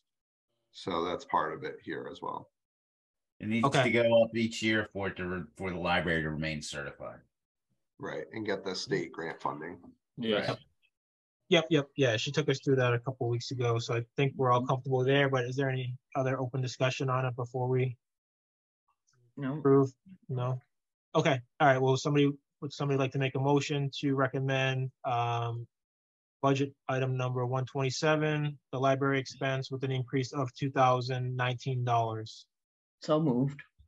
Thank you, Cheryl. Thank you, Michael. Roll call, Frank? Oh, library expense, yes. Michael? Yes. Jim? Yes. Cheryl? Yes. And myself is a yes. Motion carries. So Park, it may be good if we could have them in. This number, or if the liaison's here, this number just came in and they're looking to hire some staff. And then they're also looking to increase their expenses. Were you able to catch up with them on Frank? I know we were chasing them down for the budget, so I don't know if you've even seen this yet or. No, I didn't catch up to them, but I did print off the expenses, that sheet that was on the drive today that Sandy uploaded the other day. Looks like Mike got that turned into you, Sandy. And we had discussed this when I went to the first meeting with him last month over there. And it looks like what they've decided to do, and correct me if I'm wrong, Sandy, is go ahead and get a parking lot attendant is what's in this $4,100, because there was a place within the wage and personnel bylaws that allowed them to do that at, I believe, minimum wage, to hire somebody to collect the money at the gate you know, the vehicle entrance pass and all of that. From Memorial Day till Labor Day, I believe. Yeah, parking attendant, 15 weeks by 2 days, by a total of 30 days at a rate of $17.05 an hour. Memorial through Labor Day weekends.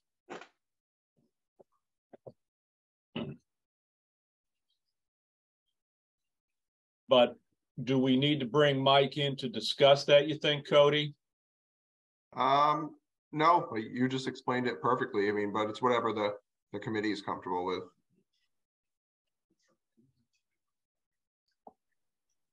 I honestly didn't think they were going to go for it this year when I originally talked to them, because they weren't quite understanding of everything. And looks like Mike spent a little extra time with his team over there and decided this may be the best way to go. And there's also a note on here that the chief had also recommended this as well.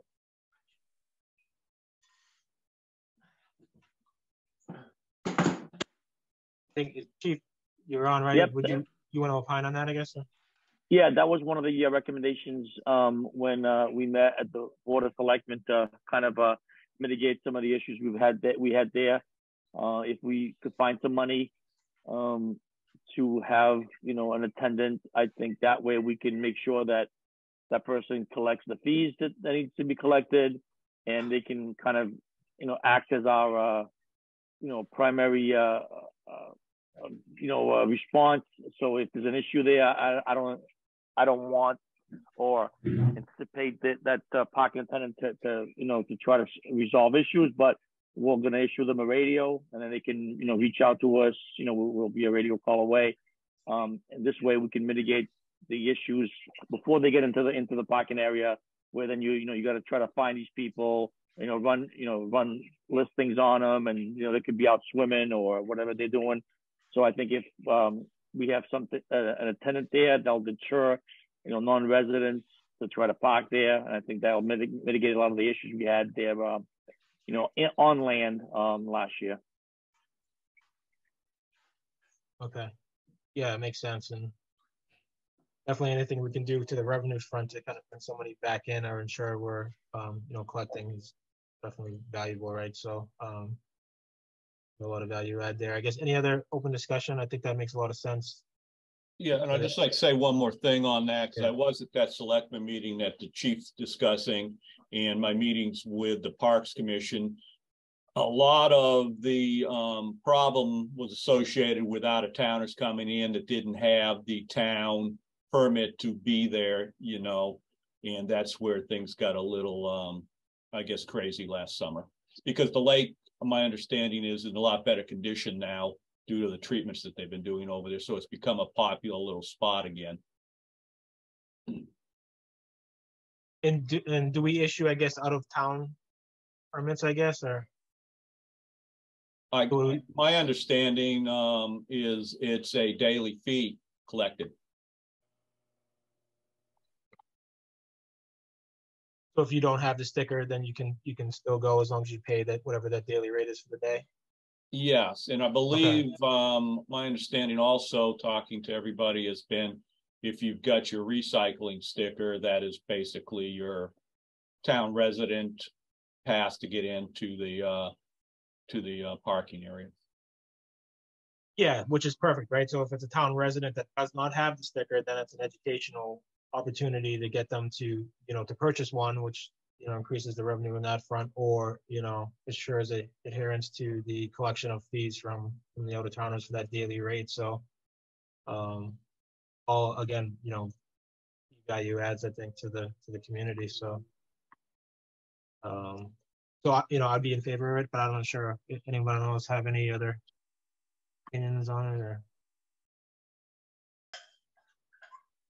No. Okay. All right. Well, would somebody like to make a motion to approve the increase to budget 131 for $4,000 and an increase to budget 132 parks and expense of $38? So moved. That figure is incorrect. $38. Oh, is it 338 or what? No, 4 400. 438. Yeah, 438. 438. Yeah. Sorry. 438. So let me rephrase that. So would somebody like to make a motion for budget line item number 131 for an increase to the parks and wages budget from $100 to $4,100, so an increase of $4,000, and budget item number 132 parks expense, which is an increase of $438 from $1,500 to $2,000 even. I'd like to speak a little bit on that park expense based on my conversations when I went to their meeting down there last month. That increase, most of that's associated with the sanitary facilities down here that they have to have. The portalette, porta johns, whatever you want to call it, porta potties, is the increase in that fee that they received from the local vendor down there in Carver, I believe, CPR.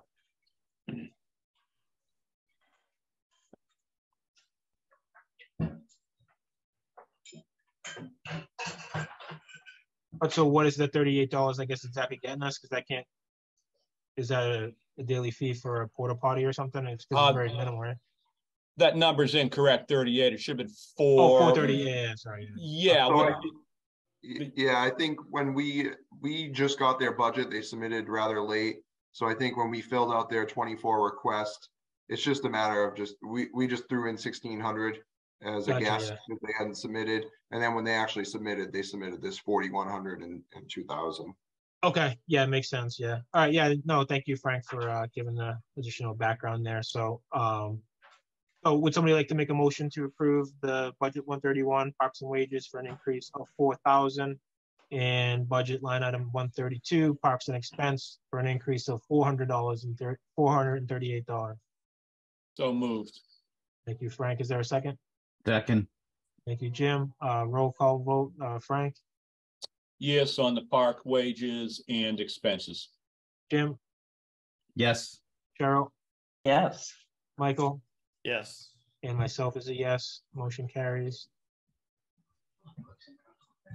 The cable, that's level funded. Like website expense is next, right?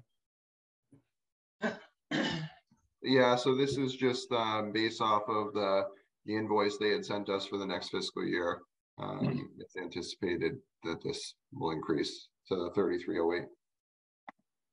Okay. Any open discussion on that one? Yeah. Any open discussion on the music rights? The next item, we talked about that, I think, last week or the week before, just it's the rights of using music. And go ahead, Frank, did you have something? No, I was just thinking elevator music there at town hall. All right, so would somebody like to make a motion to approve, recommend budget item 141, website expense for an increase of $200, $258, and recommend budget item number 142, a $34 increase to the music rights?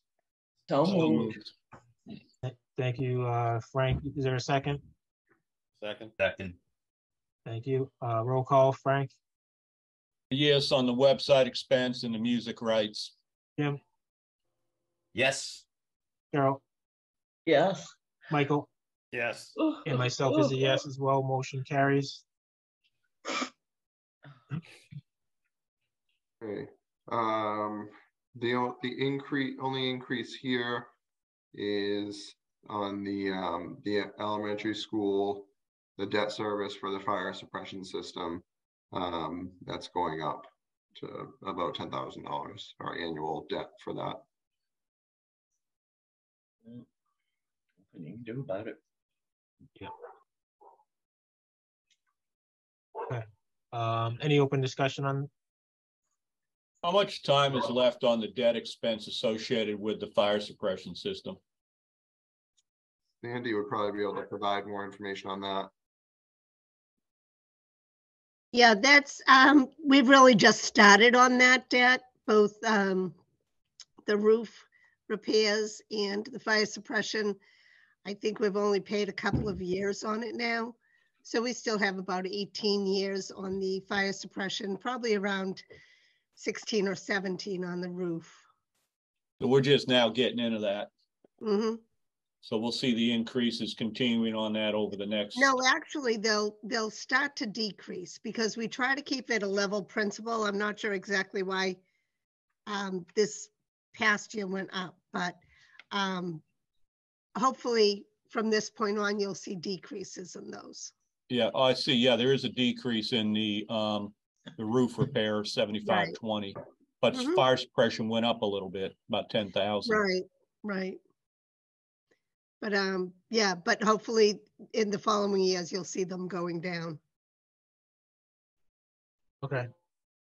Thank you, Sandy. Would somebody like to make a motion to recommend budget line item 149B, which is the fire suppression system increase of $10,000 and $10,025? So moved. Is there a second? Second.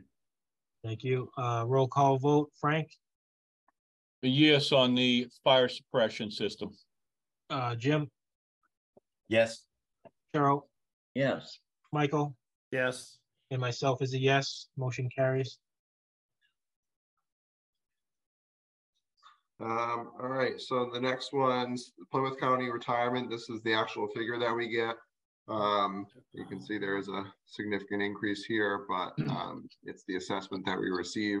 We pay it all at once in the beginning of the year, so we do get a discount. So this is that discounted rate. Okay.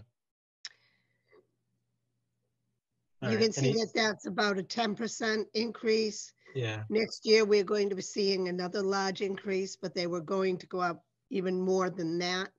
They decided to split it over the 2 years. So we will have another large increase next year. Okay.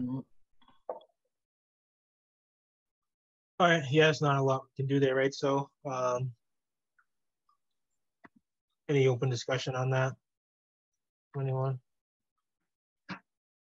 Somebody like to make a motion to recommend the 10.5% increase on budget line item 151, which is a $149,607 increase from county retirement. So moved. For a second. Thank you. Roll call vote. Frank? Yes on the Plymouth County retirement. Jim? Yes. Cheryl? Yes. Michael? Yes. And myself is a yes. Motion carries. Then the group insurance, I guess, next one. Yeah, the Group insurance, do we belong to the Group Insurance Commission or no? Do we self-insure our health insurance? I assume that's what that is. Do we self-insure? We're part of the Mayflower Municipal Health Group. Okay. That rate may be able to come down a little. I have to work with the treasurer collector. Hopefully before town meeting, they have open enrollment, and then she tries to figure out, you know, with the new rates, once Mayflower comes out with their new rates. In fact, yeah. In fact, we did already bring it down a little. You can see. We have to see how many people have enrolled. Have we ever looked to the Group Insurance Commission? Yeah, the policy, the GIC policy isn't as good as the town, as the Mayflower policies that are offered. So analysis has been done in the past. We'll continue to do them, but just the quality of the policy isn't as good, and that the town employees have shown an interest in the quality that we have now. Because I noticed I belong to the GIC and my rate only went up 2.3%. For any of us, right, Michael? Yes, that's correct. I have GIC as well. Yeah. Yeah.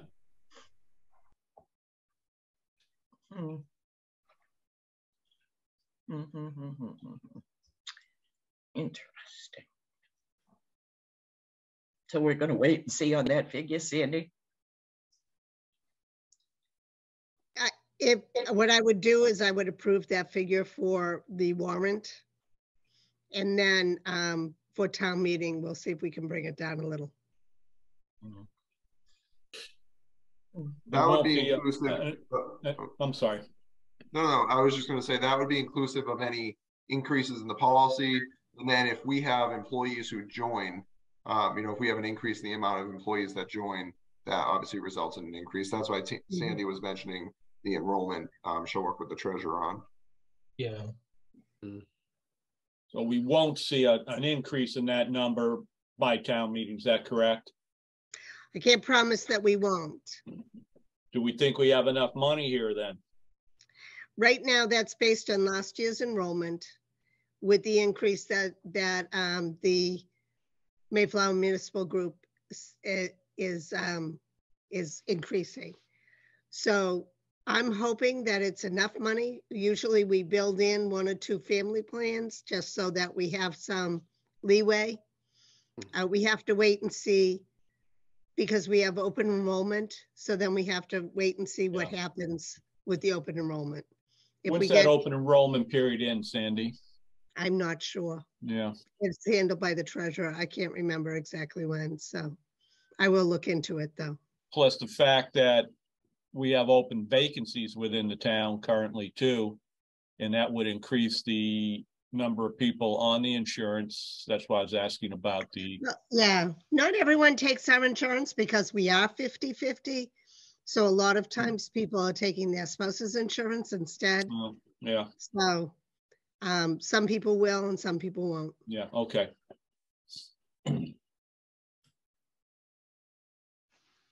But yeah, no, I think it makes sense to approve this as a ballpark figure. Obviously knowing that the figure is a bit dynamic and subject to change a bit, I guess. But any concerns on doing that from anyone, or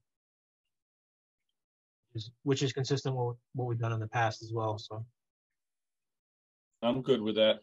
okay. All right. So would somebody like to make a motion to recommend budget number 152, which is the group insurance town share, for an increase of $73,819.20? So moved. Is there a second? Second. Thank you, Frank. Roll call, Frank. Yes, on the group insurance town share. Michael. Yes. Cheryl. Yes. Jim. Yes. And myself is a yes as well. Motion carries. This one is just reflective of wages. So there's some step increases built into the wages right now, new hires, so on and so forth. So the Medicare, our share obviously increase as our wages increase. So this is just an estimate. I would leave it because it's wage related. Yeah. Okay.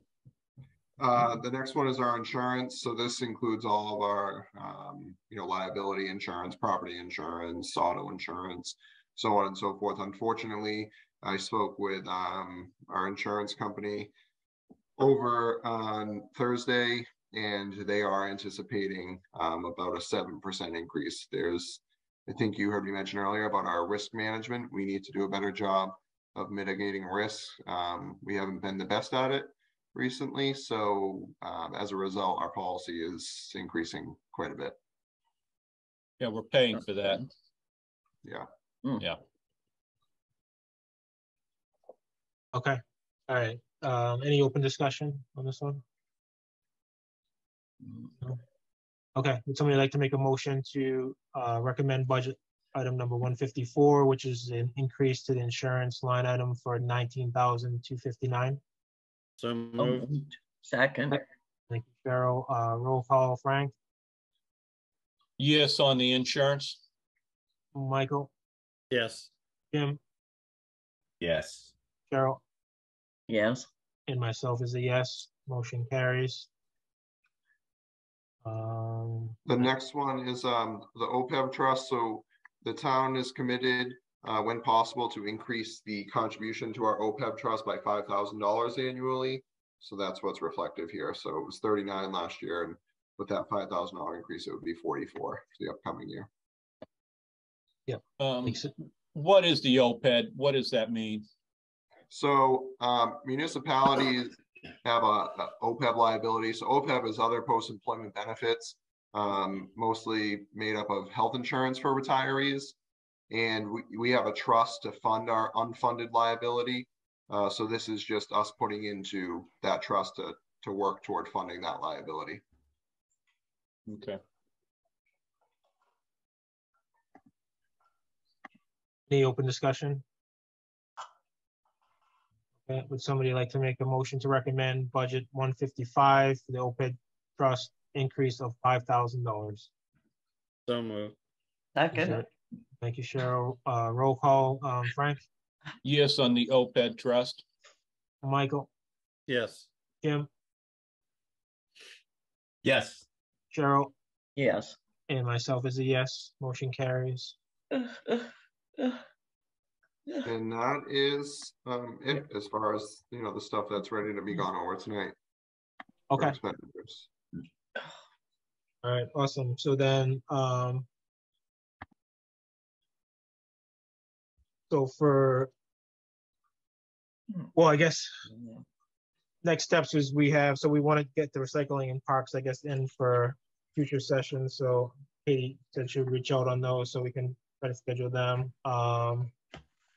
We need to get Scott in for the ADA compliance, like I mentioned, which he thinks he'll be ready for next week. And then I guess Cody or Sandy, do you think we'll have the figures for the town hall, library, and study? And then also we need the school item, I guess, too, right? Still, so those are the last remaining from the article's perspective, I guess. So we're waiting on Scott. Scott's met with the engineer for the library in the town hall. We'll touch base with him. In the school, do you mean the one that they just added that I mentioned earlier? Yeah. We have that. It's 200,000. Okay, all right, so that's, all right, so which leads to kind of the next point, I guess, is we need to look to get them scheduled, I guess. And Sandy, did you actually go back to them and see if the 29th would be suitable for them, or? Actually, I don't remember. Oh, I okay. think I did. I think that Jill had said she could. I will double check though. I'll Okay. send out an email and just double check. So the 29th works for everyone else? Well, that's the question, I guess, now. So we have a challenge in the committee, right? So we have, we have the Monday scheduled, right? So we have, today's the 13th, so we have the 20th and the 27th. In addition to that, on the 15th, we have the wage and personnel, so the Monday, Wednesday.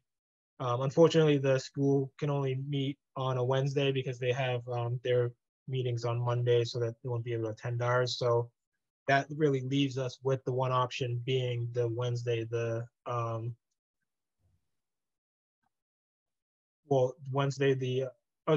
meeting is the 20th. Sorry, I messed that up. So the wage and personnel is the 22nd. So we have double meetings next week, right? The 15th, the 20th on Monday, and then the 22nd Wednesday, the wage and personnel. We have, what's on the 15th? What's March 15th? What's Nothing this at Wednesday? nothing at the moment. Nothing. At the moment. Yeah, that's what I Okay. messed up. So yeah, sorry about that. And then so the following week, which would be Monday the 27th, we have our weekly weekly finance committee meeting, and then we're potentially free on the 29th if everyone can make that. That would be our only I slot. can't do the 29th. Okay. And what about everybody else? Is that the 29th? 29th work, Fine or- for me. May be problematic for me as well.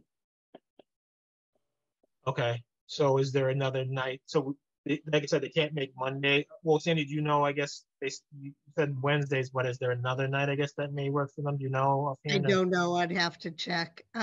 Okay. Do you feel that we will be having a wage and personnel meeting on the 22nd? Yeah, we talked about that Yes. earlier. Yeah, there was the lieutenant position we need to talk through. All right. Yeah, so. Then I will reach back out to them and let them know that the 29th does not work. And when they would be able to, I mean, especially where it's a Zoom, I'll just find out when they can meet. Yeah, or if you can find out how long their meetings are on Mondays, like maybe we could, if the committee's available, we could maybe push the meeting back like an hour or something to suit them. I guess if that might work. I don't know. I'm just throwing could some ask ideas them. out there, I guess. Yeah. Okay. Yeah, because I know that they have, one Monday is Kingston, one Monday is Plimpton, then the next Monday is Halifax. So maybe I'll see what I can do. Okay. All right. Thanks. Thank you, Sandy. Okay. All right, so anyway, so we have a couple meetings coming up, right? It's still going to be busy, certainly. It's going to increase, I guess, over the next couple weeks. Although we did a lot of the work tonight, which is great. So it's good to get a lot of that. All right, so then just moving on the agenda. So the new town revenue suggestions. I haven't seen anything new. I don't know if Cody, by chance, do you have any maybe update on the whole fee review process? We feel like that's moving along. Yeah, I'm still putting that together. Okay. I should have it all set for next week. Oh, awesome. Okay, we great. can review that. Okay, yeah, that'd be fantastic. Yeah, that'd be great. Okay, and well, we'll touch base with you, I guess, Katie, if you wouldn't mind, or Cody, if you wouldn't mind, just letting Katie know, I guess, if it's so we can get on the agenda, I guess, if you're ready to do it next week or the week following, either one, I think is fine. Just let us know what works best for you, I guess. Okay, great. And then, so there was no correspondence that I saw. Did anybody else receive anything that notable to bring up? No. Okay. Any other topics as may arise? Anybody wants to bring up in the committee? Todd, I want to circle back. We're not bringing in the parks, Jim from Parks, are we? No, we already voted on that. Right. Okay. Item, so we're good now. Yeah. Yep. All right. My misunderstanding. No, yeah, no, I think we originally maybe thought about it, but then as when you gave the explanation and stuff, we were comfortable, so we voted. So I think we're good. It's just the recycling center. I think we need to have them come in and go through that detail. So I think I mentioned parks, but yeah, I apologize. It's just recycling. It may be worth just mentioning. I think I mentioned this before. It's been standing practice typically to try and leave that $300,000 of the levy available. And, speaking with Sandy, this was done in an effort. It was anticipated that our retirement costs were going to increase significantly.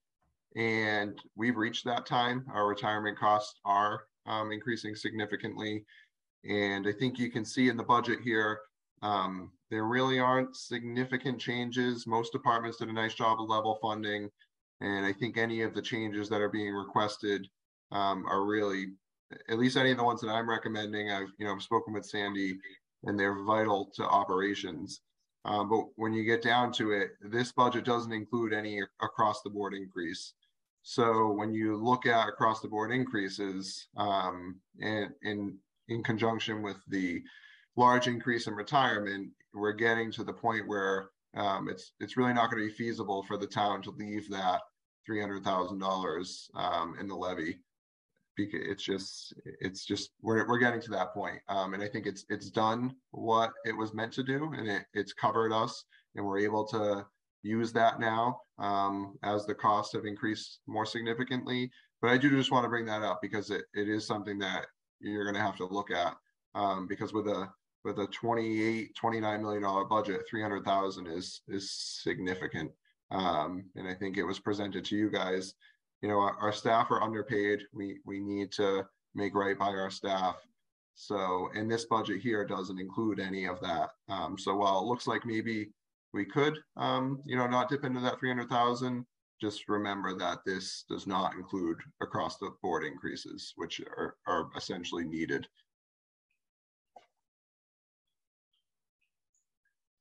And when do we expect that to kind of be nailed down? I guess, Cody, do we have any estimated guesstimate, I guess, if you will, at this point? No, I don't necessarily anticipate it being prior to town meeting. We have five unions, different units that I'm bargaining with right now. Unfortunately, where I just started in end of January, we're a little late to the game to start the bargaining. We're moving as quick as we can, but Sandy and I have spoken. There's different options, so we would look to still fund or create some sort of fund for these increases. They just wouldn't necessarily be appropriated to the specific line items. We would create some sort of maybe a account, basically. Yeah, a stabilization fund or something, an article, something along those lines that we would raise and appropriate from the upcoming levy.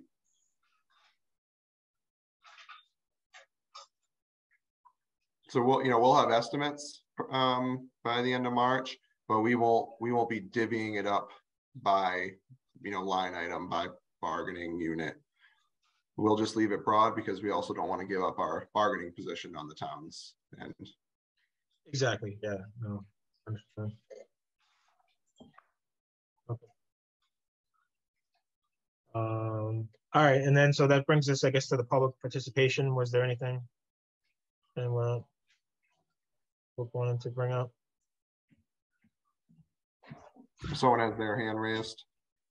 Oh, sorry. That's go ahead. okay. Hi, Mary Gravenese, 98 Clyde Bosworth Road. I just had a couple questions. One, is there any consideration to open the swap shed again at the recycle centers? Sometimes someone else's trash is another person's treasure. We might not need to be disposing as much.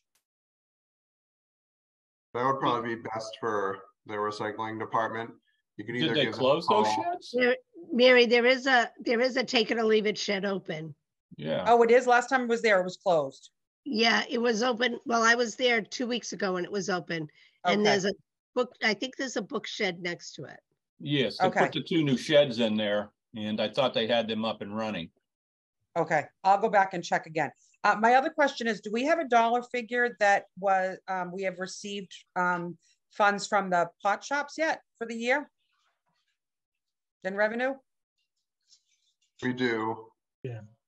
I don't have it off the top of my head, but when we go over revenues, maybe one of the upcoming meetings, we can absolutely provide that number. I'm just wondering, is that earmarked to go somewhere? Or is that just going into the general fund? That has to go into the general fund. It's a tax that we receive from the state. Okay. Okay, that's all I had. Thank you. Sure, yeah, thank you. Anything else from anyone? No, would somebody like to make a motion to adjourn? So moved. Michael, is there a second? Second. Thank you, Jim. Roll call vote, Frank, Yes. Michael, Yes. Jim, Yes. Cheryl, Yes. and myself is a yes. Meeting has been adjourned at 8:08 p.m. Thank you all for Thank your you. time and Have a hope good you have a night. great night. Thank Good you. night, everyone. Thank you. Bye.